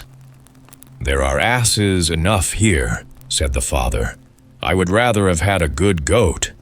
"Yes," replied the son, "but it is no common ass, but a gold ass. When I say Bricklebrit, the good beast opens its mouth and drops a whole sheetful of gold pieces. Just summon all our relations hither, and I will make them rich folks." "That suits me well," said the tailor, "for then I shall have no need to torment myself any longer with the needle," and ran out himself and called the relations together. As soon as they were assembled, the miller bade them make way, spread out his cloth, and brought the ass into the room. "Now watch," said he, and cried, "Bricklebrit." But no gold pieces fell, and it was clear that the animal knew nothing of the art, for every ass does not attain such perfection. Then the poor miller pulled a long face, saw that he was betrayed and begged pardon of the relatives, who went home as poor as they came. There was no help for it. The old man had to betake him to his needle once more, and the youth hired himself to a miller. The third brother had apprenticed himself to a turner, and as that is skilled labor, he was the longest in learning. His brothers, however, told him in a letter how badly things had gone with them, and how the innkeeper had cheated them of their beautiful wishing gifts on the last evening before they reached home. When the turner had served his time and had to set out on his travels, as he had conducted himself so well, his master presented him with a sack and said, "There is a cudgel in it." "I can put on the sack," said he, "and it may be of good service to me, but why should the cudgel be in it? It only makes it heavy." "I will tell thee why," replied the master. "If anyone has done anything to injure thee, do but say, 'Out of the sack, Cudgel,' and the cudgel will leap forth among the people and play such a dance on their backs that they will not be able to stir or move for a week, and it will not leave off until thou sayest, 'Into the sack, Cudgel.'" The apprentice thanked him and put the sack on his back, and when anyone came too near him and wished to attack him, he said, "Out of the sack, Cudgel." And instantly the cudgel sprang out and dusted the coat or jacket of one after the other on their backs, and never stopped until it had stripped it off them. And it was done so quickly that before anyone was aware, it was already his own turn. In the evening, the young turner reached the inn where his brothers had been cheated. He laid his sack on the table before him and began to talk of all the wonderful things which he had seen in the world. "Yes," said he, "people may easily find a table which will cover itself, a gold ass, and things of that kind, extremely good things which I by no means despise. But these are nothing in comparison with the treasure which I have won for myself, and am carrying about with me in my sack there." The innkeeper pricked up his ears. "What in the world can that be?" thought he. "The sack must be filled with nothing but jewels. I ought to get them cheap too, for all good things go in threes." When it was time for sleep, the guest stretched himself on the bench and laid his sack beneath him for a pillow. When the innkeeper thought his guest was lying in a sound sleep, he went to him and pushed and pulled quite gently and carefully at the sack to see if he could possibly draw it away and lay another in its place. The turner had, however, been waiting for this for a long time, and now, just as the innkeeper was about to give a hearty tug, he cried, "Out of the sack, Cudgel." Instantly the little cudgel came forth and fell on the innkeeper and gave him a sound thrashing. The host cried for mercy, but the louder he cried, so much more heavily the cudgel beat the time on his back, until at length he fell to the ground, exhausted. Then the turner said, "If thou dost not give back the table which covers itself, and the gold ass, the dance shall begin afresh." "Oh no," cried the host quite humbly. "I will gladly produce everything, only make the accursed kobold creep back into the sack." Then said the apprentice, "I will let mercy take the place of justice, but beware of getting into mischief again." So he cried, "Into the sack, Cudgel," and let him have rest. Next morning the turner went home to his father with the wishing table and the gold ass. The tailor rejoiced when he saw him once more, and asked him likewise what he had learned in foreign parts. "Dear father," said he, "I have become a turner." "A skilled trade," said the father. "What hast thou brought back with thee from thy travels?" "A precious thing, dear father," replied the son, a cudgel in the sack." "What?" cried the father. "A cudgel? That's worth thy trouble indeed. From every tree thou can cut thyself one. But not one like this, dear father. If I say, 'Out of the sack, cudgel,' the cudgel springs out and leads anyone who means ill with me a weary dance, and never stops until he lies on the ground and prays for fair weather. Look you, with this cudgel have I got back the wishing table and the gold ass which the thievish innkeeper took away from my brothers. Now let them both be sent for, and invite all our kinsmen. I will give them to eat and to drink, and will fill their pockets with gold into the bargain." The old tailor would not quite believe, but nevertheless got the relatives together. Then the turner spread a cloth in the room and led in the gold ass, and said to his brother, "Now, dear brother, speak to him." The miller said, "Bricklebrit," and instantly the gold pieces fell down on the cloth like a thunder shower, and the ass did not stop until every one of them had so much that he could carry no more. I can see in thy face that thou also wouldst like to be there. Then the turner brought the little table and said, "Now, dear brother, speak to it." And scarcely had the carpenter said, "Table, cover thyself," than it was spread and amply covered with the most exquisite dishes. Then such a meal took place as the good tailor had never yet known in his house, and the whole party of kinsmen stayed together till far in the night, and were all merry and glad. The tailor locked away needle and thread, yard measure and goose in a press, and lived with his 3 sons in joy and splendor. What, however, has become of the goat, who was to blame for the tailor driving out his 3 sons? That I will tell thee.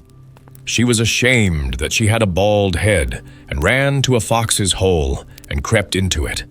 When the fox came home, he was met by 2 great eyes shining out of the darkness, and was terrified, and ran away. A bear met him, and as the fox looked quite disturbed, he said, "What is the matter with thee, brother fox? Why dost thou look like that?" "Ah," answered Redskin, "a fierce beast is in my cave, and stared at me with its fiery eyes." "We will soon drive him out," said the bear, and went with him to the cave and looked in. But when he saw the fiery eyes, fear seized on him likewise. He would have nothing to do with the furious beast, and took to his heels. The bee met him, and as she saw that he was ill at ease, she said, "Bear, thou art really pulling a very pitiful face. What has become of all thy gaiety?" "It is all very well for thee to talk," replied the bear. "A furious beast with staring eyes is in Redskin's house, and we can't drive him out." The bee said, "Bear, I pity thee. I am a poor, weak creature whom thou wouldst not turn aside to look at, but still, I believe I can help thee." She flew into the fox's cave, lighted on the goat's smoothly shorn head, and stung her so violently that she sprang up, crying, "Meh, meh," and ran forth into the world as if mad, and to this hour no one knows where she has gone. The water of life. There was once a king who had an illness, and no one believed that he would come out of it with his life. He had 3 sons who were much distressed about it, and went down into the palace garden and wept. There they met an old man who inquired as to the cause of their grief. They told him that their father was so ill that he would most certainly die, for nothing seemed to cure him. Then the old man said, "I know of one more remedy, and that is the water of life. If he drinks of it, he will become well again, but it is hard to find." The eldest said, "I will manage to find it," and went to the sick king, and begged to be allowed to go forth in search of the water of life. for that alone could save him. "No," said the king, "the danger of it is too great. I would rather die." But he begged so long that the king consented. The prince thought in his heart, "If I bring the water, then I shall be best beloved of my father, and shall inherit the kingdom." So he set out, and when he had ridden forth a little distance, a dwarf stood there in the road, who called to him and said, "Whither away so fast?" "Silly shrimp," said the prince very haughtily, "it is nothing to do with you," and rode on. But the little dwarf had grown angry, and had wished an evil wish. Soon after this, the prince entered a ravine, and the further he rode, the closer the mountains drew together, and at last the road became so narrow that he could not advance a step further. It was impossible either to turn his horse or to dismount from the saddle, and he was shut in there as if in prison. The sick king waited long for him, but he came not. Then the second son said, "Father, let me go forth to seek the water," and thought to himself, "If my brother is dead, then the kingdom will fall to me." At first the king would not allow him to go either, but at last he yielded. So the prince set out on the same road that his brother had taken, and he too met the dwarf, who stopped him to ask whither he was going in such haste. "Little shrimp," said the prince, "that is nothing to thee," and rode on without giving him another look. But the dwarf bewitched him, and he, like the other, rode into a ravine, and could neither go forwards nor backwards. So fair, haughty people. As the second son also remained away, the youngest begged to be allowed to go forth to fetch the water, and at last the king was obliged to let him go. When he met the dwarf, and the latter asked him whither he was going in such haste, he stopped, gave him an explanation, and said, "I am seeking the water of life, for my father is sick unto death." "Dost thou know, then, where that is to be found?" "No," said the prince, "as thou hast borne thyself as is seemly, and not haughtily like thy false brothers. I will give thee the information, and tell thee how thou mayest obtain the water of life. It springs from a fountain in the courtyard of an enchanted castle. But thou wilt not be able to make thy way to it, if I do not give thee an iron wand and 2 small loaves of bread. Strike thrice with the wand on the iron door of the castle, and it will spring open. Inside lie 2 lions with gaping jaws. But if thou throwest a loaf to each of them, they will be quieted. Then hasten to fetch some of the water of life before the clock strikes 12. Else the door will shut again, and thou wilt be imprisoned." The prince thanked him, took the wand and the bread, and set out on his way. When he arrived, everything was as the dwarf had said. The door sprang open at the 3rd stroke of the wand, and when he had appeased the lions with the bread, he entered the castle and came to a large and splendid hall, wherein sat some enchanted princes, whose rings he drew off their fingers. A sword and a loaf of bread were lying there, which he carried away. After this, he entered a chamber, in which was a beautiful maiden, who rejoiced when she saw him, kissed him, and told him that he had delivered her, and should have the whole of her kingdom, and that if he would return in a year, their wedding should be celebrated. Likewise, she told him where the spring of the water of life was, and that he was to hasten and draw some of it before the clock struck 12. Then he went onwards, and at last entered a room where there was a beautiful newly made bed. And as he was very weary, he felt inclined to rest a little. So he lay down and fell asleep. When he awoke, it was striking 11:45. He sprang up in a fright, ran to the spring, drew some water in a cup which stood near, and hastened away. But just as he was passing through the iron door, the clock struck 12, and the door fell to with such violence that it carried away a piece of his heel. He, however, rejoicing at having obtained the water of life, went homewards, and again passed the dwarf. When the latter saw the sword and the loaf, he said, "With these thou hast won great wealth. With the sword thou canst slay whole armies, and the bread will never come to an end." But the prince would not go home to his father without his brothers, and said, "Dear dwarf, canst thou not tell me where my 2 brothers are? They went out before I did in search of the water of life, and have not returned." "They are imprisoned between 2 mountains," said the dwarf. "I have condemned them to stay there, because they were so haughty." Then the prince begged until the dwarf released them, but he warned him, however, and said, "Beware of them, for they have bad hearts." When his brothers came, he rejoiced and told them how things had gone with him, that he had found the water of life and had brought a cup full away with him, and had rescued a beautiful princess who was willing to wait a year for him. And then their wedding was to be celebrated, and he would obtain a great kingdom.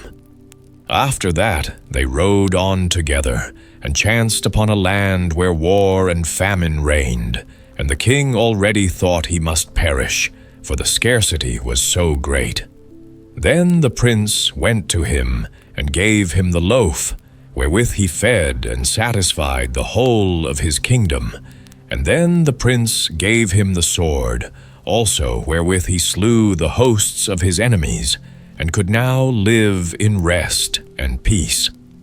The prince then took back his loaf and his sword, and the 3 brothers rode on. But after this they entered 2 more countries, where war and famine reigned, and each time the prince gave his loaf and his sword to the kings, and had now delivered 3 kingdoms. And after that they went on board a ship and sailed over the sea. During the passage the 2 eldest conversed apart and said, "The youngest has found the water of life, and not we, for that our father will give him the kingdom which belongs to us, and he will rob us of all our fortune." They then began to seek revenge, and plotted with each other to destroy him. They waited until they found him fast asleep. Then they poured the water of life out of the cup, and took it for themselves. But into the cup they poured salt seawater. Now therefore, when they arrived home, the youngest took his cup to the sick king, in order that he might drink out of it, and be cured.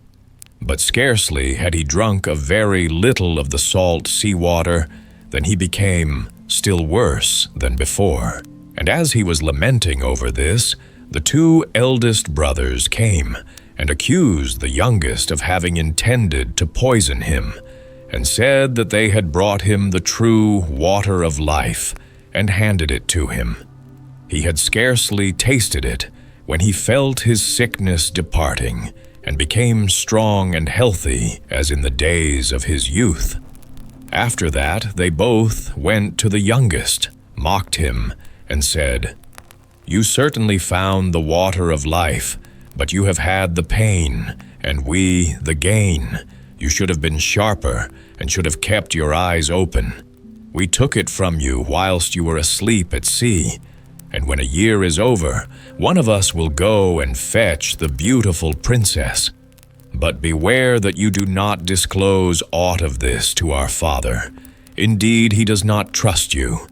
And if you say a single word, you shall lose your life into the bargain. But if you keep silent, you shall have it as a gift." The old king was angry with his youngest son, and thought he had plotted against his life. So he summoned the court together, and had sentence pronounced upon his son, that he should be secretly shot. And once, when the prince was riding forth to the chase, suspecting no evil, the king's huntsman had to go with him. And when they were quite alone in the forest, the huntsman looked so sorrowful that the prince said to him, "Dear huntsman, what ails you?" The huntsman said, "I cannot tell you, and yet I ought." Then the prince said, "Say openly what it is, I will pardon you." "Alas," said the huntsman, "I am to shoot you dead. The king has ordered me to do it." Then the prince was shocked and said, "Dear huntsman, let me live. There, I give you my royal garments. Give me your common ones in their stead." The huntsman said, "I will willingly do that. Indeed, I should not have been able to shoot you." Then they exchanged clothes, and the huntsman returned home. The prince, however, went further into the forest. After a time, 3 wagons of gold and precious stones came to the king for his youngest son, which were sent by the 3 kings who had slain their enemies with the prince's sword and maintained their people with his bread, and who wished to show their gratitude for it. The old king then thought, "Can my son have been innocent?" and said to his people, "Would that he were still alive! How it grieves me that I have suffered him to be killed." "He still lives," said the huntsman. "I could not find it in my heart to carry out your command," and told the king how it had happened.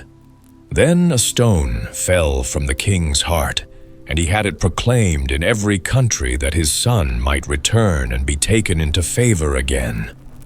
The princess, however, had a road made up to her palace, which was quite bright and golden, and told her people that whosoever came riding straight along it to her would be the right wooer and was to be admitted, and whoever rode by the side of it was not the right one and was not to be admitted.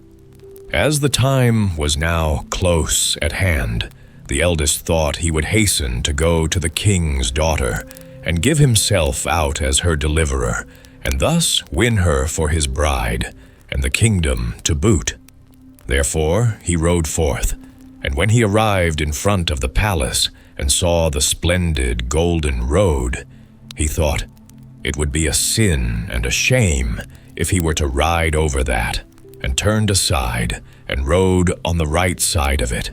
But when he came to the door, the servants told him that he was not the right man, and was to go away again. Soon after this, the second prince set out, and when he came to the golden road, and his horse had put 1 foot on it, he thought, it would be a sin and a shame to tread a piece of it off, and he turned aside and rode on the left side of it.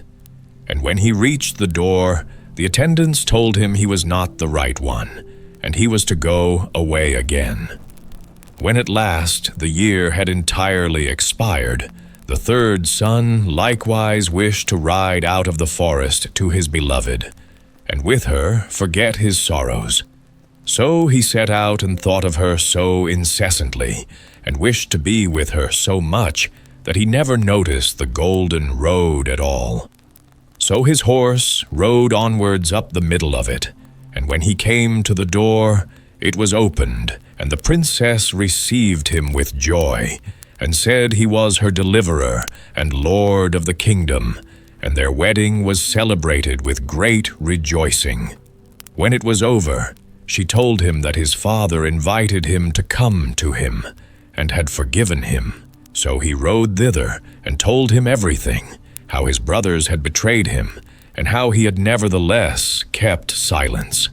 The old king wished to punish them, but they had put to sea, and never came back as long as they lived.